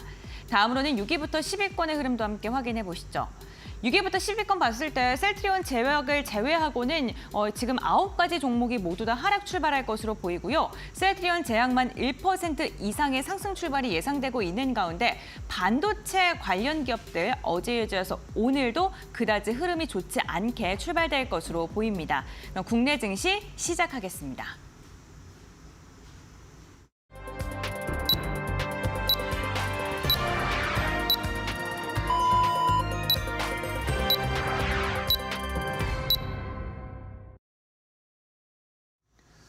자, 2024년 5월 30일 목요일 국내 증시 출발했습니다. 시작한 시장의 상황을 함께 체크해 보도록 할 텐데요. 자, 이제 5월 시장도 오늘과 내일 이틀밖에 남지 않았습니다. 시간이 빠르게 지나가면서 6월장을 준비해야 하는 시기인데 자, 이번 주에는 역시 미국에서 다시 국채 금리가 올라가는 모습을 보이면서 뉴욕 증시가 계속 부담을 받는 모습, 이게 우리 시장에 영향을 한 축으로 주고 있고 여기에 미국의 PCE 지수 발표가 조만간 나옵니다. 이것을 또 기다려야 하는 상황이기 때문에 시장에서는 뚜렷한 방향성을 찾기가 어려운 상황입니다. 자, 최근에 반도체와 2차 전지가 우리 시장에서 동반해서 좋지 않은 모습을 보여주고 있는데 오늘도 역시 그런 모습이 재현되고 있습니다. 삼성전자가 0.6% 가까이 하락하면서 74,700원대까지 내려갔고요. SK하이닉스도 오늘은 하락 출발하면서 20만 원대가 지금 방금 무너지는 모습입니다. 코스닥 시장에서는 에코프로비엠과 에코프로가 동반해서 하락 출발하면서 역시 시장에 부담을 주는 모습입니다. 이러면서 양시장 지수가 0.3에서 0.4% 내외로 동반 하락 출발하는 시장의 상황인데 자, 그럼 조금 더 자세하게 장 출발 상황을 지켜보도록 하겠습니다. 고은별 앵커와 함께 확인해 보시죠. 네, 5월 30일 국내 증시 출발을 알렸습니다. 다소 아쉬운 모습으로 우리 시장은 시작을 했는데요. 유가증권 시장 0.6%가량 하락하면서 2,662포인트 선으로 출발을 알렸고요. 코스닥 같은 경우에도 0.3% 하락하면서 835포인트 선 지나가고 있습니다. 오늘도 역시나 대형주들이 좀 약세를 보이고 있습니다. 코스피 200 같은 경우에는 유가증권보다 조금 더 밀리는 모습이 확인되고 있습니다. 그렇다면 시가총액 상위 기업들의 흐름 이데일리 스핀을 통해 알아보겠습니다. 우선 원달러 환율이 다시금 1,370원대로 웃돌고 있는 모습입니다. 이로 인해 오늘 외국인의 수급 부담 부분 좀 체크해 보셔야 될 것 같고요. 유가증권 시장의 출발 상황을 보게 된다면 삼성전자와 SK하이닉스 모두 다 하락을 하고 있습니다. 삼성전자 같은 경우에는 전일 강한 낙폭을 보이면서 시장 전체를 끌어내렸었는데요. 오늘도 역시나 0.6%가량 하락으로 출발 알렸고요. 오늘 SK하이닉스가 오랜만에 강하게 밀립니다. 1.2%가량 내림세, 최근에 많이 상승했습니다. SK하이닉스 연일 신고가를 경신했던 움직임이었는데 오늘은 한 걸음 쉬어가는 모습입니다. 금리 인하에 대한 기대감이 점점 더 사라지면서 오늘 기술주들 다시금 좀 부담으로 작용하고 있는 모습입니다. 2차 전지 관련 기업들 오늘도 좋지 않습니다. LG에너지솔루션 0.4%가량 하락했는데요. 어제 시장에 상장한 이후에 역대 최저가를 기록했었는데 오늘 다시금 이 기록을 깨게 되는 건지 좀 체크를 해보셔야 될 것 같고요. 여전히 시장 업황에 대한 부담감은 갖고 있습니다. 완성차 기업인 현대차, 기아 같은 경우에는 시장 대비 좀 선방해주는 모습입니다. 그중에서도 현대차가 조금 더 힘을 내주고 있고요. 0.7%가량 상승으로 출발했습니다. 시장의 불확실성이 많다 보니까 오늘 저 PBR 관련 기업들이 좀 주목을 받고 있는 것으로 보입니다. KB금융이 2%가량 상승했고요. 신한지주가 1%, 하나금융지주도 1.6%가량 오르면서 은행주, 금융주를 중심으로는 그래도 좀 버텨주는 모습이 나타나고 있습니다. 네이버와 카카오 역시나 성장주에 대한 부담감 속에 1% 이상 하락하고 있다는 점 체크해 보시면 좋을 것 같습니다. 다음으로는 코스닥 시가총액 상위 기업들의 흐름도 함께 확인해 보시죠. 에코프로 그룹주들이 전일 5%가량의 하락을 했습니다. 올해 들어서 시가총액 20조가량이 날아갔는데 오늘은 전일 많이 밀렸기 때문일까요? 그래도 상승을 시도하고 있는 모습입니다. 에코프로 BM 0.2%, 에코프로 보합권에서 등락을 오가고 있는 모습이고요. 알테오젠 같은 경우에 0.4%, HLB는 0.3%가량 하락하면서 제약바이오 대형주들 같은 경우에는 지금 조금 엇갈리는 움직임이 포착이 되고 있습니다. 31일부터 미국의 3대 아마케인 아스코가 또 개막을 하죠. 이에 대한 영향이 제약바이오주의 투자 심리에 어떠한 영향을 미칠지 확인해 보시면 좋을 것 같고요. 어제는 치매 치료제가 괜찮았습니다. 오늘도 시세를 이어갈지 체크해 보시면 좋을 것 같습니다. 하단을 보게 되면은 이 HPSP 반도체 기업 중에는 좀 유일하게 상승을 하고 있는 것으로 보이고요. 제약바이오 그래도 셀트리온 제약이 0.2% 상승합니다. 다만 그 아랫단에 있는 총 상위 기업들은 모두 다 하락을 하고 있는 것으로 보이면서 투자 심리가 전반적으로 좋지 않다는 점 체크해 보시면 좋을 것 같습니다. 그렇다면 업종별 상승률 함께 확인해 보겠습니다. 오늘 그래도 시장을 버텨내주고 있는 업종, 어떠한 업종이 있을까요? 지금부터 확인해 보시죠. 네, 역시나 시장이 흔들리다 보니까 경기 방어주 성향이 강한 보험과 금융, 증권 쪽으로 좀 시장이 몰리고 있는 것으로 보입니다. 오늘 보험이 0.3%, 금융이 0.07%가량 상승하면서 그래도 좀 매기세가 쏠리고 있는 것으로 보이는데요. 나머지 업종군들은 전반적으로 약한 모습입니다. 통신도 상위권에 이름을 올리고 있고요. 기술주들의 투자 심리가 위축이 되다 보니까 경기 방어적인 성향이 강한 종목을 중심으로 해서 지금 매수세가 이어지고 있는 것으로 보입니다. 지금 모든 업종이 다 하락으로 전환을 했습니다. 지금 현재 구간 출발 상황을 봤을 땐 투자 심리가 지속적으로 위축되는 모습 확인되고 있는데요. 과연 전문가들은 오늘 출발 상황 어떻게 보고 있을까요? 지금부터 알아보시죠. 자, 장 출발하고 나서 낙폭이 조금씩 더 깊어지고 있습니다. 코스피가 지금 0.8%대까지 하락폭이 더 커지고 있는데 외국인이 매수는 하고 있는데 규모가 크지 않습니다. 한 8억 원 정도 코스피에서 외국인이 순매수하고 있고 기관 매도가 계속 나옵니다. 오늘도 기관이 600억 원 가까이 코스피에서 매도를 하면서 외국인 기관의 매도, 그리고 외국인의 지금 매도가 조금 더 늘어났습니다. 130억 원 가까이 외국인의 매도가 나오면서 선물 시장에서도 매도하면서 시장을 끌어내리고 있고요. 코스닥 시장에서도 역시 외국인 기관이 동반 매도하면서 함께 시장을 끌어내리고 있습니다. 원달러 환율로 체크해 보겠습니다. 원달러 환율도 오늘 급등하는 모습인데 7원 넘게 상승하면서 다시 1,370원대 위로 올라왔습니다. 현재 1,372원에서 3원, 4원 정도 1,370원대로 올라온 환율의 움직임까지 확인해 봤는데요. 자, 시장의 분위기 조금 더 자세하게 보겠습니다. 이상현 이사님, 오늘 시장 분위기도 여전히 좋지가 않습니다. 네, 현재 시각 9시 6분 양 시장에서 모두 이제 개인만 매수를 하고 있는 상황이고요. 하락 종목 수도 1,800개 이상으로 좀 투심이 좀 약한 모습인데 시가총액 상위 종목 그리고 특이 섹터들 먼저 좀 말씀을 드리려고 합니다. 지금 코스피가 조금 더 하락률이 좀 큰 상황인데 시가총액 상위 종목 흐름만 보더라도 좀 느낄 수 있습니다. 그래서 여기 코스닥의 시가총액 1, 2, 2위, 3위 그래서 에코프로 BM, 에코프로 알테오젠 이 세 종목이 모두 크게 상승한 건 아니지만 플러스를 기록하는 거 긍정적이다라는 말씀 드리고 싶고요. 최근에 좀 급락했다가 그래도 기술적 반등 또 증권사의 리포트도 나오면서 HPSP가 오늘도 좀 플러스를 기록하고 있는 상황이고 그리고 코스피의 시가총액 상위 종목군들을 보면은 시가총액 1위, 2위, 3위가 코스닥과는 달리 모두 하락하고 있는 상황이고 지금 상승하고 있는 업종을 살펴보면 여기 보시면요, 보험, 종이 목재, 금융업 그래서 좀 금융업 쪽이 장 초반에 그래도 상대적으로 조금 더 나은 모습 확인할 수가 있는 상황인 거 알 수가 있는 상황이고 그리고 시가총액 1위에서부터 한 100위까지 살펴보면은 넷마블이 7% 하락하면서 급락하는 종목도 있고요. 또 HD 이제 현대마린솔루션 최근에 반등도 없이 하락했었는데 오늘 기술적 반등. 이 좀 나오고 있다는 거 확인할 수가 있을 것 같고요. 코스닥에서 좀 살펴보면 시가총액 1위, 2위, 3위 좀 상대적으로 좋은 모습이다라는 말씀을 드릴 수가 있겠고 대주전자재료가 상대적으로 흐름이 좋습니다. 6% 상승하는데 어제 3시 전후로 해서 좀 좋은 소식이 나왔죠. 그래서 테슬라 쪽에 소재 공급 가능성, 실리콘 음극재 관련돼서 대주전자재료가 어제 오후부터 좋은 모습, 오늘도 이어가는 모습인 거 확인할 수가 있고요. 그리고 파마리서치, PNT, 솔브렌홀딩스, TCK 등 이렇게 시가총액 30위대 종목도 올라오는데 지금 살펴보면요.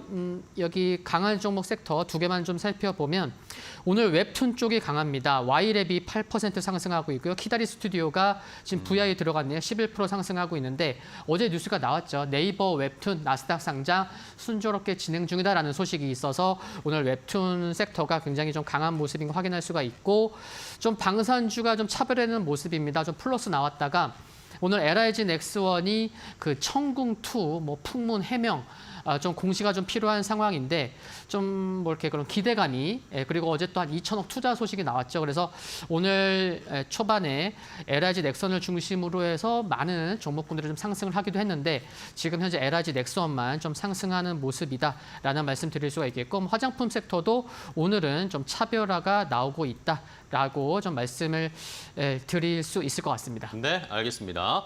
자, 시장의 분위기 살펴보고 있는데요. 코스닥 쪽에서는 에코프로 그룹주들이 반발 매수세가 좀 들어오고 있는 상황이고 아랍에미레이트와 뭐 협약이나 수주 소식이 있었죠. 조선주들이 그나마 조금 선방해주고 있는 모습도 포착할 수 있네요. 자, 그럼 손윤호 팀장님 시장 분위기 어떻게 보십니까? 조금 아쉽게도 개별 종목 장세가 되고 있는 것 같습니다. 일단 뉴욕 시장에서 국채 금리가 오른다는 것은 안전자산에 대한 선호 심리가 이제 생기는 거거든요. 근데 뭐 미국에서 기준금리 인상을 배제를 안 한다고 뭐 카시카리 의원이 이야기를 했는데 이거를 처음 말한 것도 아니고 몇 번 됐습니다. 근데 그런 분들은 요 정도까지 이야기가 나왔으면 그래도 성장주가 가겠거니 했는데 물가가 안 잡히고 계속 이런 매파적인 의원 발언이 나오니까 그냥 이런만 발언만 해도 이렇게 뒷짐지고 가만히 있다가 슬슬 준비를 해야겠다 이런 생각이 드는 거죠. 그래서 우리가 금리, 이제 채권 수익률, 금리라고 알지만 보통 이제 가격으로 통용이 됩니다. 그래서 채권 가격이 이제 금리가 오른다는 것은 채권 가격이 오른다라고 이해할 수도 있습니다. 그래서 위험 자산보다는 이제 안전 자산이 선호 심리 생기는 거구나. 그 다음에 지수는 밀리고 있는데 나스닥이랑 필라델피아 반도체 지수 견조하거든요. 그러면 우리가 이 상장 기업이 100개인데 그 중에서 정말 내가 일단 골고루 다 자금을 회수하는데 이 엔비디아는 놓칠 수 없겠다. 이런 심리가 작용되고 있고 국내 시장도 그런 모습이 나오는 것 같습니다. 일단은 우리나라 같은 경우는 삼성전자는 다소 약한 모습 보여주고 있지만 SK하이닉스나 한미반도체는 강한 모습 보여주고 있고 그 다음에 오늘 상승 종목보다 하락 종목이 약 2.5배 정도 많은데요. 이 상승하는 종목들도 실적이 나오는 반도체 일부, 그 다음에 화장품, 조선 이쪽을 제외하고는 다 개별 이슈가 나오고 있습니다. 그래서 개별 이슈 몇 가지, 실적이 나온 몇 가지 섹터를 짚어본 다음에 어떤 식으로 우리가 접근할지 잠시 후에 좀 확인을 해보도록 하겠습니다. 네. 자, 이렇게 시장의 분위기 함께 확인을 해봤는데요. 전반적으로 좀 부진한 상황이 이어지고 있습니다. 이번 주까지 또 PC 지수 지표 같은 것들을 체크해야 하는 상황이니까요.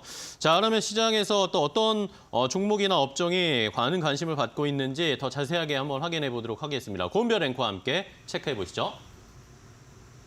네, 현재 국내 증시 출발한 지 11분여가 흘렀습니다. 지금 투자자들이 많이 검색하고 있는 검색 빈도가 높은 섹터 싱크풀을 통해 알아보겠습니다. 오늘 투자자들은 전선과 관련된 검색을 가장 많이 하고 있는 것으로 보입니다.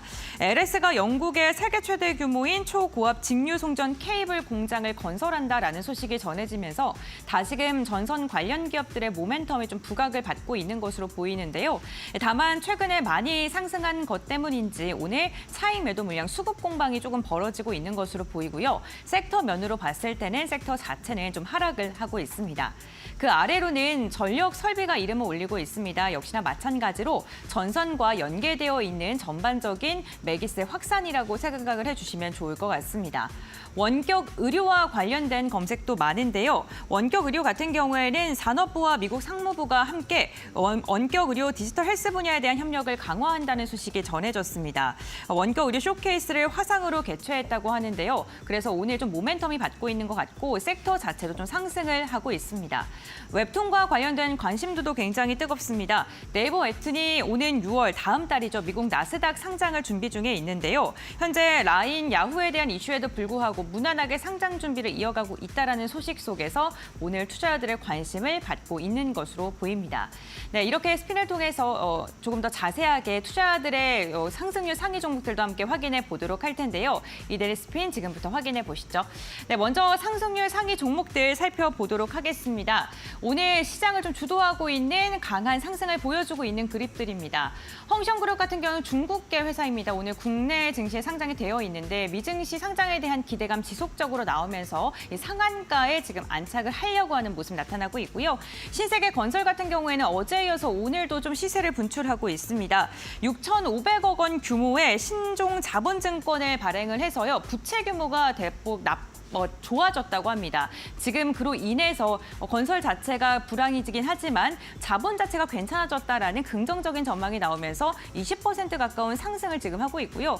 오늘도 역시나 화장품 관련주들 굉장히 뜨겁습니다. 오가닉 코스메틱 같은 경우 18%가량의 상승을 보이고 있고 아나페스가 변동률이 굉장히 심한데요. 상한가 근처까지 갔다가 현재 구간에는 13%가량의 상승을 보여주고 있습니다. 개별적인 이슈가 지금 나온 건데 인텔과 인공지능 PC와 관련된 파트너사로 공식 인증됐다라는 소식이 전해졌는데요. 이로 인해서 좀 매기세가 좀 들어왔던 것으로 보이고요. 슈어소프트테크 같은 경우에도 오늘 11%가량의 오름세가 나오고 있는데 최근 흐름 굉장히 괜찮습니다. 두 자릿대 상승세. 어제에서 오늘도 치매 관련 기업들 좀 체크해 보셔야 될 것 같습니다. 샤페로니 바이오 USA에 참가를 하는데 치매 관련 모멘텀까지 함께 엮이면서 10% 이상의 상승하고 있고요. 피플바이오도 11%가량의 오름세가 나오고 있습니다. 웹툰 관련 기업들 주목받고 있는 가운데 키다리 스튜디오 7% 이상의 상승을 하면서 상승률 상위 종목에 이름을 올리고 있습니다. 그렇다면 투자자들의 거래량이 강하게 쏠리고 있는 거래량 상위 종목들도 함께 확인해 보시죠.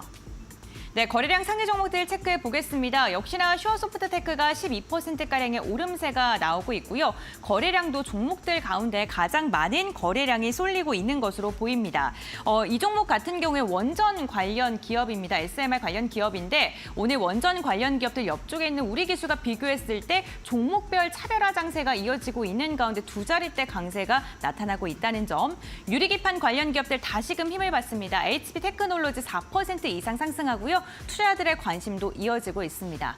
삼성전자 같은 경우에는 하락으로 전환했습니다. 지금 0.1% 낙폭이 지금 지속적으로 이어지고 있는데 전일 3%만큼 하락을 했던 만큼 오늘도 상승 반전을 할 수 있을지 저가 매수가 유입이 될지 이 부분 체크해 보셔야 될 것 같습니다. 앞서 화장품 관련 기업들 지속적으로 언급해 드렸는데 본느 역시나 2% 이상의 상승을 하고 있고요. 오늘 은행주가 좀 강하게 상승합니다. 제주은행이 6%가량 상승하고 있다는 점 체크해 보시면 좋을 것 같습니다. 그럼 전문가들과 함께 지금 개장한 지 몇 분이 흐르지 않았는데 어떠한 종목이 눈에 띄고 있는지 특징주들 함께 알아보시죠. 자, 종목 더 자세하게 체크를 해보겠습니다. 일단은 코스닥 쪽에서는 상승 종목들이 좀 늘어나고 있어요. 이러면서 코스닥이 상승 전환했습니다. 조금 전에. 이러면서 에코프로비엠, 에코프로, 알테오젠, 엔캠 같은 종목이 상승하고 있고요. 대주전자재료가 10% 가까이 상승세, LS 머티리얼주도 4% 가까이 반등세가 나오면서 코스닥이 좀 개선되고 있습니다. 그나마 다행인데. 자, 그럼 종목 더 자세하게 살펴볼까, 이상희 회사님? 네, 볼만한 종목군들 저렇게 세 종목을 또한 뽑아왔습니다. 첫 번째로 오픈엣지 테크놀로지입니다. 오픈엣지 테크놀로지 오늘 강보합 보이고 있고 시장이 좀 변동성이 큰 가운데서도 지금 캔들상 3일째 양봉이 나오고 있고 정말 이렇게 계단식 하락이 나왔고 장기 이평선까지 만나는 그런 상황에 외국인과 기관의 수급이 좋아지고 있다. 여기서 뭐 빠져봐야 뭐 장기 이평선 두 개가 받치고 있으니까 이런 가운데 수급 좋아지고 있고 또 중요한 게 이제 온디바이스 AI 관련돼서도 그렇고 이제 6월 10일, 13일 현지 시간으로 이제 삼성전자의 파운드리 포럼이 있습니다. 과거에도 파운드리 포럼 때 이 디자인 하우스 관련된 종목군들이 움직여졌거든요. 근데 수급도 좋아지고 있고 일정도 있다고 하면은 오픈엣지 테크놀로지 여기 한 25,000원 이하에서는 좀 저가 매수에 유입되는지 확인하면서 좀 접근해 보시면 어떨까라는 말씀을 드리고 싶고요. 그리고 화장품 종목군 중에서도 또 한 종목 뽑자면은 클리오를 뽑겠습니다. 클리오 오늘도 한 2% 상승하고 있는데 큰 조정이 없습니다. 지금 5일선 따라서 계속해서 움직이는 모습이고 실적과 올해 좀 작년에 부진했었던 일본에서의 확장성, 기대감이 커질 수 있다는 거 올해부터. 그렇다고 하면은 여기 역사적 고점이었던 저기 한 43,900원은 좀 돌파되는 게 아닌가 그런 생각을 해볼 수가 있겠고 그러다 보니까 최근에 증권사 리포트에서도 목표가를 5만 원을 제시하는 증권사도 있다는 거. 역시나 펀더멘탈 관점에서는 충분히 상승 가능성을 열어둘 필요 있겠다라는 말씀 드리겠고요. 그리고 세 번째는 오늘 좀 해명 이렇게 관련된 공시가 이제 향후에도 좀 나올 필요가 있을 것 같은데 방산 쪽에서 좀 관심 둘 만한 것 같습니다. 좀 LIG 넥선이 최근에 한 2, 3일 오르고 어제 하락폭이 컸었는데 오늘 2% 상승하고 있는데 여기 한 16만 한 3천 원 이하에서는 좀 계속해서 볼만하다는 말씀을 드리고 싶고 천궁뿐만이 아니고 향후에 이제 올해 그러니까 비군 관련돼서도 수출 가능성 크고요. 다음 달에는 또 이제 고스트 로보틱스 이제 인수 마무리 관련된 기대감도 있기 때문에 16만 3천 원 이하에서는 분할 매수 관점 수급과 함께 점검해 보시면서 접근 가능할 것 같습니다. 네, 알겠습니다. 자, LIG 넥선까지 공시에 오늘 또 나오는지 계속 좀 모니터링 하셔야 될 것 같습니다, 시청자분들. 자, 그럼 손윤호 팀장님은 어떤 종목 보고 계실까요? 네, 저는 웹툰이랑 이제 원격 진료 출산 장려 정책, 그다음 유리기판 쪽 보도록 네네. 하겠습니다. 참 웹툰 같은 경우는 조금 단기적인 매매 관점 보시는 게 좋다라고 판단됩니다. 네. 전 네이버를 참 좋아합니다. 근데 이 네이버를 바라보는 투심이 안 좋으면은 네이버를 권해드릴 수 없는 거죠. 그래서 네이버 같은 경우는 재무제표를 열어보면은 분기 실적과 영업이익이 점진적으로 증가를 하고 있는데 외국인과 기관의 매도세는 나오고 있어요. 이 부분은 이 라인을 두고서 지분을 넘겨주지 않을까 이런 의혹이 있는 것 같아요. 근데 저는 법적이나 이제 경영적에 대한 전문가는 아니기 때문에 그 내부 정보를 모릅니다. 그래서 정말 5대5로만 하고 어떤 지분에 대한 그다음에 법적으로는 이제 지분을 팔 필요가 없다라고 하는데 약간 눈치를 볼 수도 있는 거죠. 그래서 네이버는 논외인데 이제 네이버의 나스닥 상장에 대한 순조롭게 진행된다는 뉴스에 MBT랑 금융주가 일부 움직이고 있습니다. 그래서 매매를 좀 잘하시는 분들은 MBT를 보시면 좋을 것 같고요. 좀 중장기적으로 보시는 분들은 이제 네이버 웹툰 좀 지분을 갖고 있는 하나금융지주 이쪽을 좀 보시면 좋을 것 같습니다. 그다음에 출산 장려 정책이랑 원격 진료는 정말 매매를 잘하시는 분들 위주로 접근해 보시면 좋을 것 같습니다. 일단 오늘 그 입시 이런 부분에 대해서 의대 증원이나 이런 데에서 발표를 할 예정인데 오늘 발표할 예정이기 때문에 오후장에 정말 시세가 빠르게 끝날 수 있습니다. 하지만은 그동안 기간 조정 거쳤고 오늘 시세가 그래도 7에서 8% 폭발적으로 나오지 않았기 때문에 좀 단기적인 관점을 볼 수 있다라고 판단됩니다. 저는 삼성 출판사나 아가방 컴퍼니 정도 유효해 보인다 그렇게 판단해 보도록 하고요. 유리기판 같은 경우는 원래 SKC가 정말 이 유리기판의 대장이다라고 보고 있었는데 새롭게 코닝이라는 기업이 쫓아 들어오면서 JT가 상승하는 부분들 SKC 같은 경우 밀리고 있지만 이 SK랑 밸류체인에 속한 종목들은 그래도 견조한 모습 보여주고 있습니다. 이 중에서도 본업으로도 실적을 갖고 있는 좀 JNTC가 상대적으로 안전하지 않을까 말씀을 드려보도록 하겠습니다. 네, 알겠습니다. 유리기판 관련주도 다시 한번 살펴보고 모니터링 해주셨어요. 자, 그럼 이제 마지막으로 오늘 시장을 대응할 수 있을 만한 핵심 키포인트를 알려주시면 될 텐데 이상엽 이사님은 어떤 쪽 보십니까? 네, 삼성전자와 외국인 현선물 수급 체크가 필요할 것 같습니다. 네, 어제도 외국인이 현물에서 많이 팔았고 종목으로도 많이 팔았거든요. 그리고 지금 현재 외국인 선물이 한 2천억 매도가 나오고 있는데 정말 오늘만이 아니고 계속해서 좀 시장이 좀 진짜 급반전이 나오기 전까지는 지금 말씀드린 부분 체크가 좀 필요할 것 같습니다. 알겠습니다. 삼성전자 외국인 수급 살펴보겠고요. 손 팀장님은요?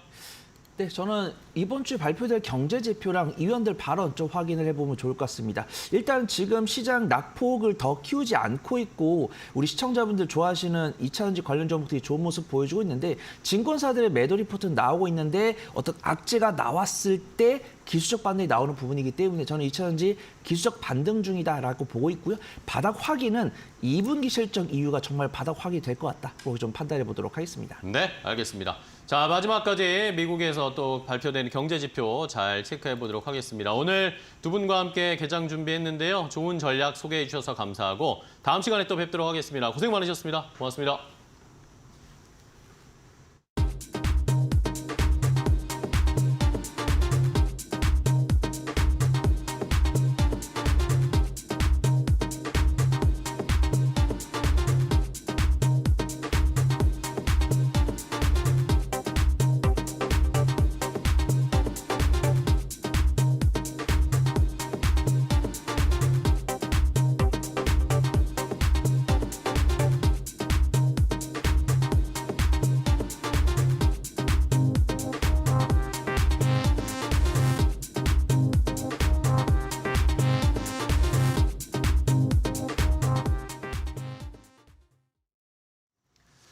자, 이제 시장에서 잘 달릴 수 있을 만한 좋은 종목 골라보도록 하겠습니다. 오늘장 선발 종목 이어갈 텐데요. 오늘장 선발 종목 확인하기 전에 어제 저희가 알려드렸던 시초가 공략주의 흐름 확인해 보도록 하겠습니다.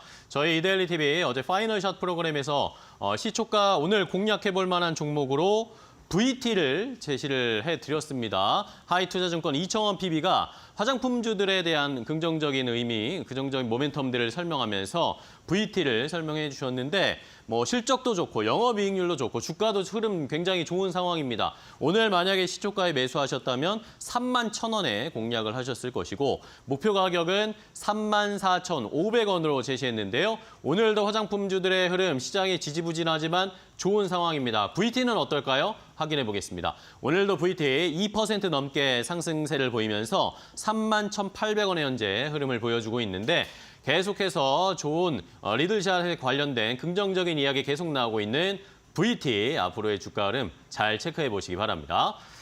자, 그럼 이제 오늘장 선발 종목으로 바로 이어가겠습니다. 오늘도 좋은 양질의 종목을 소개해드리겠습니다. 끝까지 잘 달릴 수 있을 만한 종목. 오늘은 메리츠증권 강남금융센터의 황혜수 차장과 종목 골라보겠습니다. 안녕하세요, 차장님. 네, 안녕하세요. 네, 반갑습니다. 자, 오늘은 어떤 종목을 좀 골라주셨나요? 오늘은 한화 에어로스페이스를 말씀드리겠습니다. 네, 좋습니다. 우주항공, 방산 다 엮여있는 한화 에어로스페이스 어떤 모멘텀들 주목할까요? 우선 한화 에어로스페이스 같은 경우에는 그 연간 실적이 올해 예상되는 연간 실적이 작년 대비 큰 폭으로 영업이익 중심으로 성장할 것이다라는 점이 긍정적인 부분이다라고 말씀드릴 수가 있겠는데요. 동사 같은 경우는 해외 수출 비중이 높은 상황이고 해외 수출을 기반으로 하는 방산 그 모멘텀이 주가에 반영이 되고 있는 상황인데 말씀드린 대로 수주의 어떤 시기라든지 현금 인도 방식 등으로 인해서 분기별 실적은 그렇게 예상과는 다르게 흐름이 나타날 수 있습니다. 다만 앞서 말씀드린 대로 연간 실적은 여전히 사상 최대 실적을 기록할 가능성이 높다는 점이 긍정적인 부분이다라고 말씀드릴 수가 있겠고요. 동사 같은 경우에는 최근 국내 K광산의 수주 소식이 약간 뜸한 모습이 나타나면서 어떤 방산에 대한 그런 밸류에이션 우려감이 대두되고 있는 상황이지만 추가적인 중동 시장을 중심으로 추가적인 수주 모멘텀이 유효하다는 점이 긍정적인 부분이다라고 말씀드릴 수가 있겠고 이런 추가적인 해외 수출 모멘텀이 나오게 된다면 다시 한번 밸류에이션 리레이팅이 나타날 수 있는 부분이다라고 말씀드릴 수가 있겠습니다. 또한 동사 같은 경우에는 지난 4월 인적 분할을 하겠다고 발표가 있었는데요.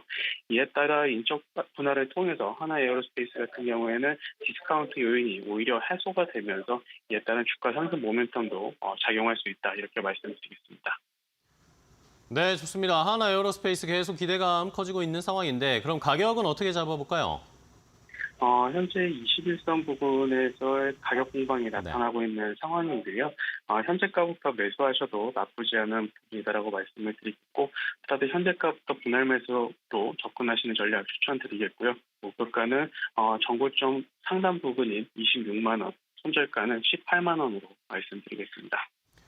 네, 알겠습니다. 하나 에어로스페이스 정고점 다시 한번 도전해보는 26만 원 제시해 주셨습니다. 오늘도 좋은 종목 소개해 주셔서 감사하고요. 다음 시간에 차장님 또 뵐게요. 고맙습니다. 감사합니다. 네, 잘 들었습니다. 자, 이렇게 오늘장 선발 종목으로 한화 에어로스페이스 제시를 해드렸는데요.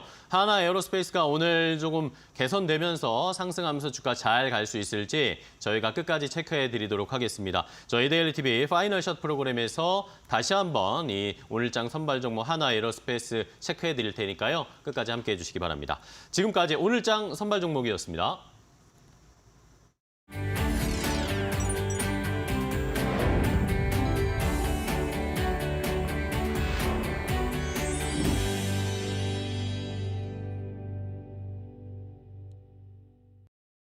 이코노미톡 시간으로 이어가 보겠습니다. 우리 시장에서 꼭 체크해봐야 할 이슈 경제 전문가와 함께 이야기 나눠보겠습니다. 오늘 이 시간 KR 리서치 김대준 대표 함께합니다. 안녕하세요. 네, 안녕하십니까. 네, 반갑습니다. 네. 오늘 또 어떠한 이슈를 들고 오셨을지 그 이슈부터 확인하고 오시죠.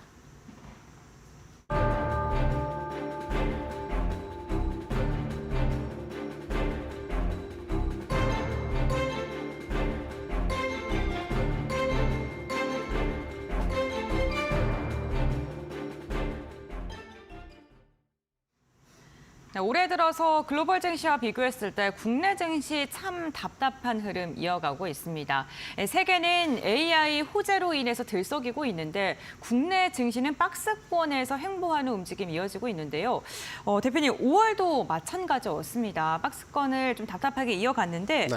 어떻게 평가하셨습니까? 이유는 딱 두 가지입니다. 네. 첫 번째는 웹도독이라고 해서 파생 상품 시장이 주시장에 대한 압박을 하는 요인이었고요.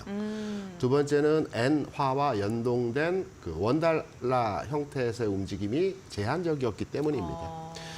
이 부분이 해소되기 위해서는 제가 이제 이 부분을 체크해서 여러분께 말씀드린 이유는 네. 제가 과거 현업에 있을 때 외환 담당과 파생 담당을 한 10년 했습니다. 그러세요? 네, 그래서 주식시장과 연계된 이러한 그 영향들에 대해서 그동안에 이제 공부를 많이 했고 시장 영향력 평가에 대해서도 시장에서 많이 현업에 근무를 했습니다.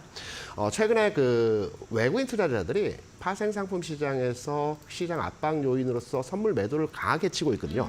프로그램 매매입니다. 국내 시장이 지금 현재 상승 모멘텀이 부족하기 때문에 여기에 대한 선물 매도로서의 시장 교란하는 형태에서 압박을 많이 가하고 있는데요.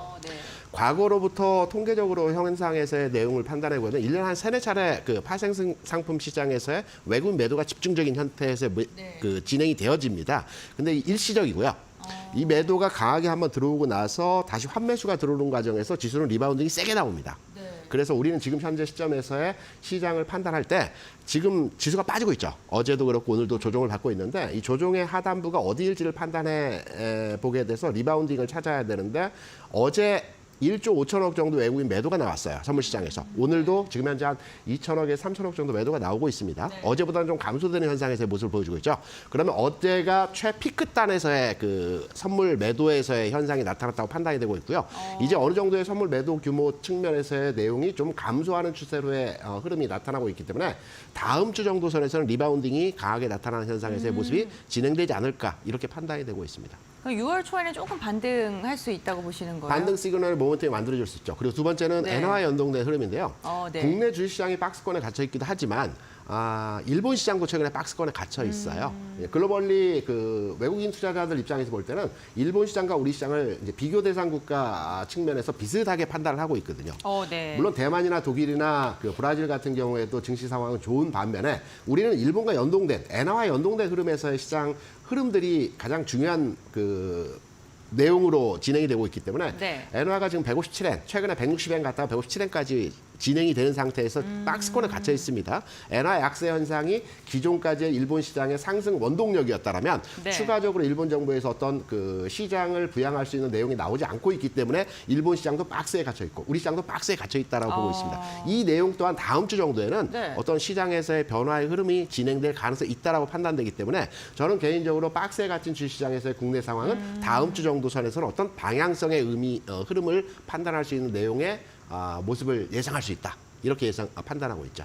네, 저 국내 증시가 좀 답답한 게 중국 안 갈 때는 중국 따라 안 가고 일본 사상 최고치 경신할 때는 안 가다가 이제 일본이 또 박스권이니까 또 안 가고 그런 모습이 계속 이어지는데 너무 악재에 민감하게 반응하는 시장 아닌가. 국내 시장이 아무래도 그런 경향들의 성향이 있긴 한데요. 우리가 이제 국내 시장에 대한 박스권에 대한 상황을 많이 얘기를 하는데 연초 대비해서 국내 시장이 한 20% 정도 상승을 했어요. 다우 지수가 18% 상승을 했습니다. 그래서 글로벌리 그 지수 상승폭에 대한 내용을 판단해 보게 되면 박스에 갇혀 있긴 하지만 상승폭에 대한 내용에서의 흐름을 판단해 볼 때는 그렇게 못 간 것만도 아니다. 라고 판단이 되는 부분이고요. 앞서 말씀드린 프로그램 매매라든가 엔화 연동된 통화시장에서의 흐름에 대한 내용으로서의 시장의 압박 현상에서의 지수가 못 가고 있는데 이러한 가운데서 시장이 개선될 때는 리바운딩이 아주 세게 나옵니다. 그래서 오히려 공격적인 투자 측면에서 시장을 바라보는 관점이라고 하신다라면 오히려 지금과 같이 지수가 빠질 때 주식을 일부 매수해로 보는 것도 이후의 시장 전개 상황을 판단해 볼 때 어떤 리스크를 가져가면서 시장 수익률을 가져가는 형태로의 진행도 가능하다. 네, 이렇게 알겠습니다. 해석도 가능하죠. 우선 다음 주 시장에 대해서는 긍정적으로 평가했는데 그렇다면 우리 시장을 이끌어 갈 만한 모멘텀 뭐가 있는지 지금부터 알아보겠습니다. 먼저 내일부터 제약바이오계의 큰 행사 중 하나인 아스코가 개막을 합니다. 현지 시각 31일 날 개막을 하는데 과연 아스코의 모멘텀 국내 증시까지 들어올 수 있을지 반응할 수 있을지 대표님께서 어떻게 생각하십니까? 연간 단위로 해서 그 학회가 중요한 학회가 4번 있습니다. 네. 연초에 JP모건 컨퍼런스가 있고요. 그리고 아마케가 3번 있습니다. 3월과 6월과 10월에 있거든요. 지난 3월에 아마케 미국에서 진행될 때의 시장의 전체적인 분위기를 보게 된다면 HLB를 비롯해서 암 관련 그 기업들이 네. 주가가 괜찮은 형태에서 반영이 되었어요. 근데 이번에는 HLB가 이번에 심사에서 탈락하면서 네. 주가가 하락했고 최근에 반등을 주고 있지만 이러한 암 관련해서 전체적인 주가의 반응도 자체가 그렇게 시장에서 민감하게 반응을 주고 있지는 못하고 있죠. 그래서 이번 암학회 내용으로 인해서 관련한 기업들 종목들이 그렇게 많지는 않습니다. 5 네. 종목 되거든요. 유한양의 HLB, 리카캠 네. 바이오라든가 이런 몇몇 종목이 있지만 시장 영향도 측면에서는 그렇게 크지 않을 것이다라고 판단이 되고 있고요. 주로 암학회에 대한 시장 영향도가 큰 학회는 미국에서 열리는 암학회보다도 10월에 열리는 유럽에서 열리는 암학회 시장 영향도가 좀 큽니다. 그래요? 네, 그래서 우리가 이번 6월에 열리는 학회보다는 10월에 열리는 학회에 대해서 좀 관심을 가져볼 필요가 있다. 이번에는 시장 영향도 측면에서는 그렇게 크지 않을 것이다라고 판단을 하는 부분으로 시장을 대응하시면 될 것 같습니다. 네, 알겠습니다. 아스코 자체는 제약바이오의 상승 동력으로 크게 작용하진 않을 것이다라고 이야기해 주셨는데 31일 날 또 하나가 이슈에 있습니다. 연준이 가장 선호하는 지표 중에 하나죠. PC가 발표가 되는데 우선 우리나라는 주말이기 때문에 네. 6월 첫 거래일에 이 부분을 좀 소화를 해줘야 되는 모습입니다. 시장이 좀 어떻게 반응할 거라고 예측하시나요? 오늘 미국 시장이 일부 하락을 했죠. 네. 하락한 요인 중에 가장 큰 영향력을 준 내용이라고 한다면 PCE 발표에 대한 부담감이었습니다. 그래서 미국 10년 국채 수익률 같은 경우에도 일부 상승의 흐름이 진행되었거든요. 네, 맞습니다. 전체적으로 미국의 이번 PCE 발표에 대해서는 시장 분위기는 좀 지표적 측면에서는 그렇게 좋지 않을 것이다라고 시장에서 판단을 하고 있고요. 우리가 최근 내에서 발표했던 CPI 상황을 보게 되면 네. CPI는 물가 지표이고요. 네. 원유라든가 곡물가라든가 주택 가격에 대한 판단 기준으로서의 생성되는 지수입니다. 네. 지난 CPI 지수는 시장의 긍정적인 요인으로 발표되는 내용으로 발표가 됐습니다. 네. 그래서 시장의 영향을 상승 쪽으로 유발시키는 내용으로 진행이 되었죠. 그런데 이번 PCE 같은 경우는 소비 지출입니다. 그러니까 개인이 네. 소비하는 형태에서 과연 얼마만큼의 돈을 지불했느냐에 대한 기준 지표이거든요. 네. 근데 최근에 미국에서 의료비 부분이 PC의 가장 중요한 지표 구성 품목 중에 네. 하나거든요. 의료비 지출이 조금씩 증가하고 있어요.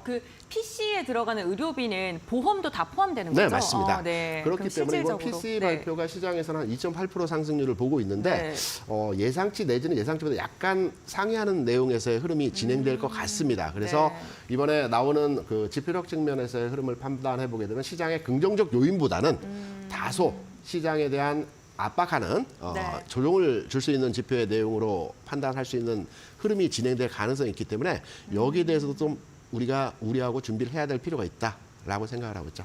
네, 우선 PC 가격 지수에 대해서 좀 보수적으로 말씀을 해주셨습니다. 제롬 파월 연준 의장이 사실 예전만 하더라도 CPI가 더 중요하게 반영이 됐었는데 이제는 PC를 볼 때다라고 언급을 하면서 PC 지표가 조금 더 중요하게 작용하고 있는 것 같습니다. 6월 첫 거래일에 소화를 해야 되는데 지금은 좀 보수적인 전망을 해주셨다는 점 참고해 보시면 좋을 것 같고요.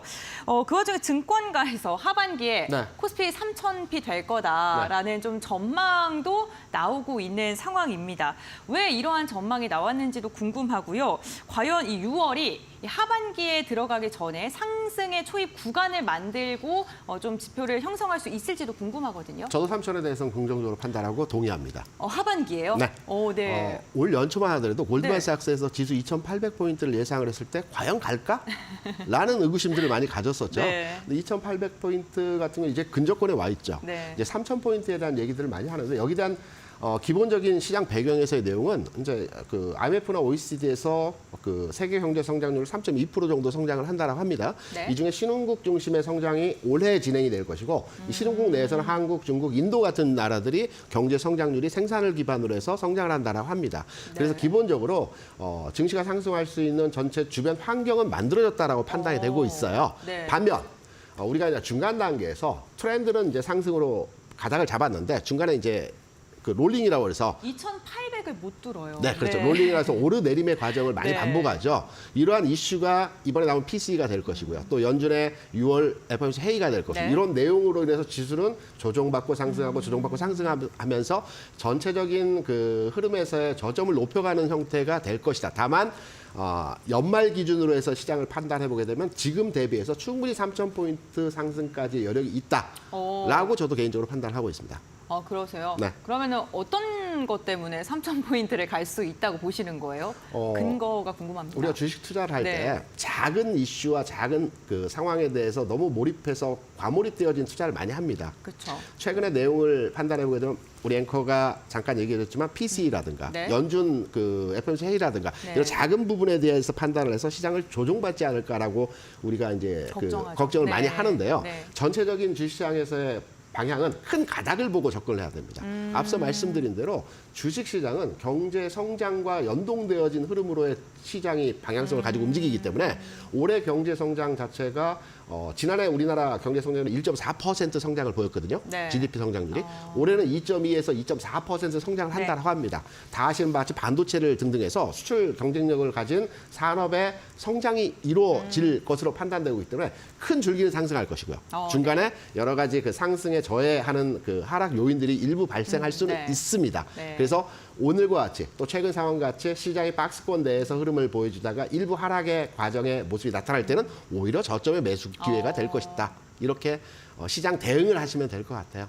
네, 알겠습니다. 어쨌든 국내 시장이 수출이 너무 잘 나와요. 수출 네. 데이터가 지속적으로 상승을 하고 있기 때문에 시장에서도 반응을 하고 있는 게 수출 데이터가 찍히는 종목들 잘 가고 있고요. AI와 관련된 기업들도 잘 가고 있습니다. 우선 5월 증시는 이 두 가지가 좀 주도를 했다라고 해도 과언이 아닌데 그럼 6월에도 수출 데이터가 찍히는 기업 위주로 봐야 될까요? 어떠한 섹터 봐야 될까요? 일단 6월 증시에 대한 예상치를 제 나름대로의 기준을 가지고 설명을 드리면 네.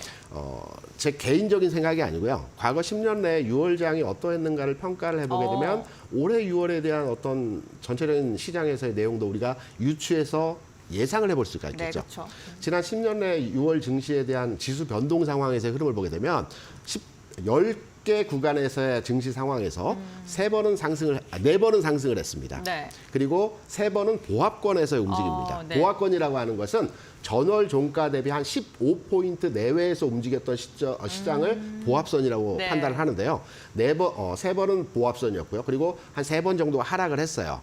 전체적인 너무 반반반하게 그렇죠, 그렇죠. 네. 근데 전체적인 시장의 10년 동안에서의 흐름을 이제 우리가 들여다보게 되면 네. 지수의 변동폭이 그렇게 크지 않았습니다. 상승했을 때의 시장에서의 상황을 보더라도 한 4, 50포인트. 네. 하락했을 때의 시장의 상황을 판단해 보더라도 한 4, 50포인트. 그리고 보합이었던 상황도 한 3번에서 4번 정도 보합선에서의 상황이 있었기 때문에 네. 6월장 같은 경우는 상승도 하락도 제한적인 상황에서 지수는 제한적이면서 종목별 흐름에서의 시장이 연출될 가능성이 높다. 이게 과거 주가 흐름에서의 10년간에서의 주가 흐름에서의 상황입니다. 네. 그렇다면 우리가 이번 6월장을 대비하고 준비하면서 시장이 뭐 여러 가지 이슈가 있고 이벤트가 있어서 여기에 대한 반응하는 주가가 상승할 것이다, 하락할 것이다 하는 얘기의 측면으로 접근하기보다는 네. 과거에 이러했기 때문에 올해 6월도 이럴 가능성이 높다라는 측면을 보게 되면 종목 장세 중심에서의 시장 흐름이 나타날 가능성이 아주 높다라는 측면으로서의 대응이 필요한 시점에서의 6월 전체적인 투자 전략이라고 생각합니다. 네, 그러면 어떠한 종목 섹터가 갈지 궁금한데 우선 6월에도 이슈가 굉장히 많습니다. 우선 애플 14개 개발자 회의 열릴 예정이고요. AI 모멘텀 좀 지속적으로 발효가 될 것 같은 이벤트들 굉장히 많은데 그렇다면 AI가 주도할까요? AI는 계속 주도할 것으로 보고 네. 있는데 다만 흐름이 좀 바뀔 것 같습니다. 최근에 LG전자가 주가가 뭐 장중 10% 이상 상승을 하면서 네. 여기에 대한 공조 시스템, 그러니까 전력 그 다운시키는 전력이 액침 계속 냉각. 네. 발생되면서 이 공조 시스템에 대한 네. AI 관련주로 분류가 되면 주가 네. 상승을 했죠. 기존까지는 AI 관련된 반도체를 생산하는 종목들의 흐름으로의 주시장에 영향을 줬던 네. 부분들이 많이 있었어요. 근데 네. 이 부분이 좀 더 확장되는 과정으로서 AI와 연동된 종목들의 흐름들이 전체 저변이 확산되는 형태로의 네. 시장이 움직일 가능성이 있다라는 측면으로 판단이 되고 있고요. 네. 애플이 이번에 여러 가지 그 개발자 회의를 하고 있습니다. 네. 내일 모레 하고 있죠. 네. 그런데 시총 기준에서 오늘 아침에 제가 이제 미국의 시총 기업들을 네. 한번 쭉 나열해서 판단을 했어요. 근데 네. 엔비디아가 지금 현재 시총 3위거든요. 네. 근데 그쵸. 애플하고 격차가 한 100조 정도밖에 차이가 나지 않습니다. 1,000억 달러를 이제 또 더 줄였더라고요. 네. 그래서 엔비디아가 3% 주가만 상승하게 되면 엔비디아가 3%만 상승하게 되면 애플을 넘어서게 되거든요. 시총 2위로 올라서게 됩니다. 네. 그래서 애플이 이번에 6월 10일 날 이제 그렇죠. 공개되는데 개발자회의에서 네. 뭔가 여러 가지 시장에 영향도를 줄 만한 내용을 발표할 것으로는 예상이 되고 있습니다. 네. 그런데 과거에 애플이 진행했던 사업 내용을 판단해 보게 되면 네. 삼성전자는 언어 관련한 AI 소통 구조에서 네. AI 그 제품들을 출시했죠. 네. 애플은 이미지 관련한 제품에 대해서 강점을 보여주고 있거든요. 이 부분이 시장에 미칠 영향도를 판단하고 여기에 관련주들에 대한 영향도도 한번 우리가 확장돼서 해석을 해보게 된다면 시장 영향도는 좀 있을 것 같고요. 네. 여기에 관련주들도 반응하는 형태에서의 시장에서의 흐름들이 진행될 가능성이 높다라고 판단합니다.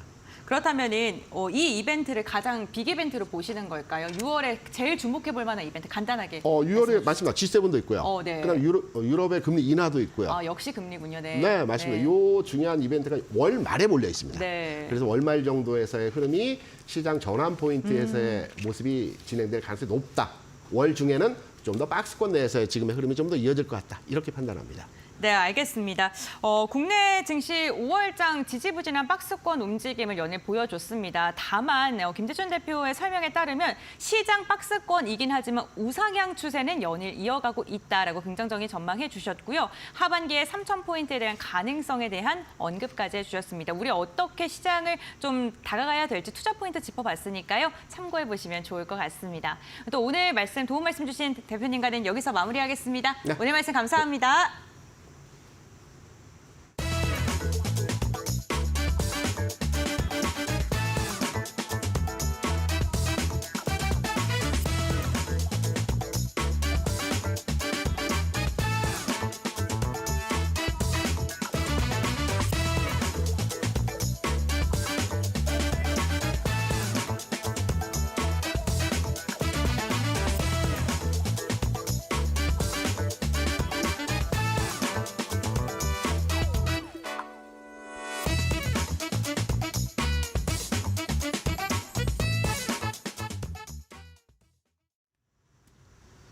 자, 개장하고 45분 정도 지난 시장인데요. 어쨌든 결국에는 시장이 하락으로 좀 방향을 잡은 것으로 보입니다. 그러면 이제 남은 시간 또 오후에는 어떻게 전략을 세워봐야 할지 고민을 해봐야 될 타이밍인데요.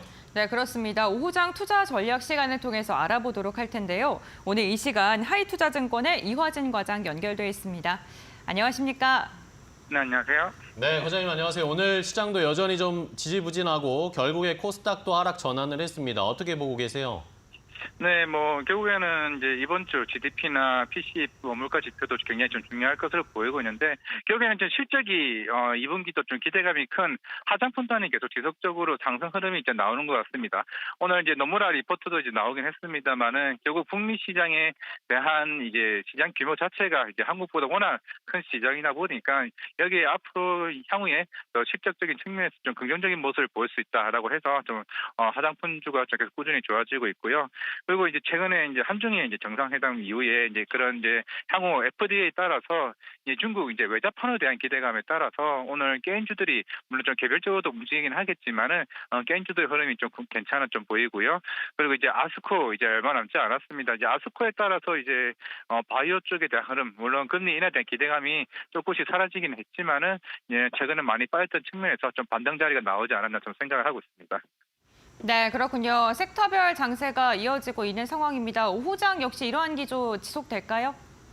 네, 지금 49초 이제 이번 주 좀 부담이 될 수는 있을 것 같습니다.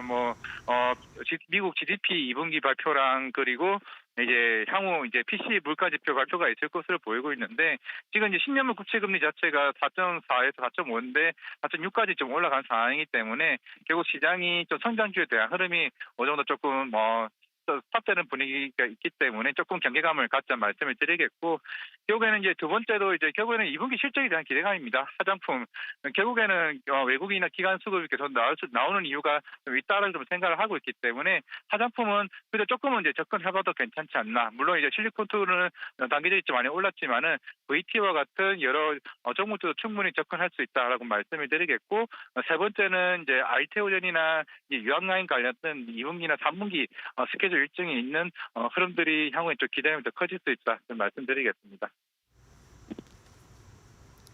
네, 그렇군요. 이렇게 종목별로 조금 순환매 장세가 이어지고 있는 가운데 화장품과 제약바이오 관련 기업들만 좀 반등을 하고 있는 모습입니다. 그렇다면 우리 증시 어쨌든 내일이 5월 마지막 거래일 아닙니까? 네. 그때까지 좀 비슷한 추세가 지속될 것이라고 보십니까? 네, 뭐 어느 정도는 조금 있을 수는 있다고 생각을 하고 있고, 결국에는 화장품 딴에는 결국에는 실제로 실리콘투나 VT를 보더라도 향후 올해 실적 전망치를 추정을 해보더라도 PER이 20배밖에 되지는 않습니다.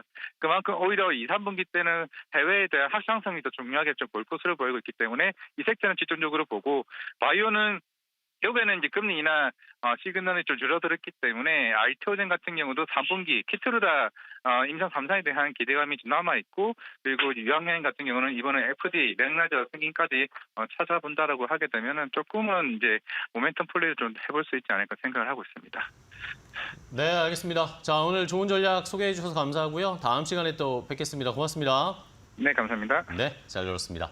자, 이렇게 오늘 마켓나우일보 저희가 준비한 소식과 정보는 여기까지 전해드리도록 하겠습니다. 네, 저희는 내일도 보다 더 정확하고 알차고 빠른 정보로 여러분들과 함께하겠습니다. 네, 내일은 5월의 마지막 장인데요. 저희는 내일도 아침 8시에 인사드리겠습니다. 끝까지 시청해주신 여러분 고맙습니다.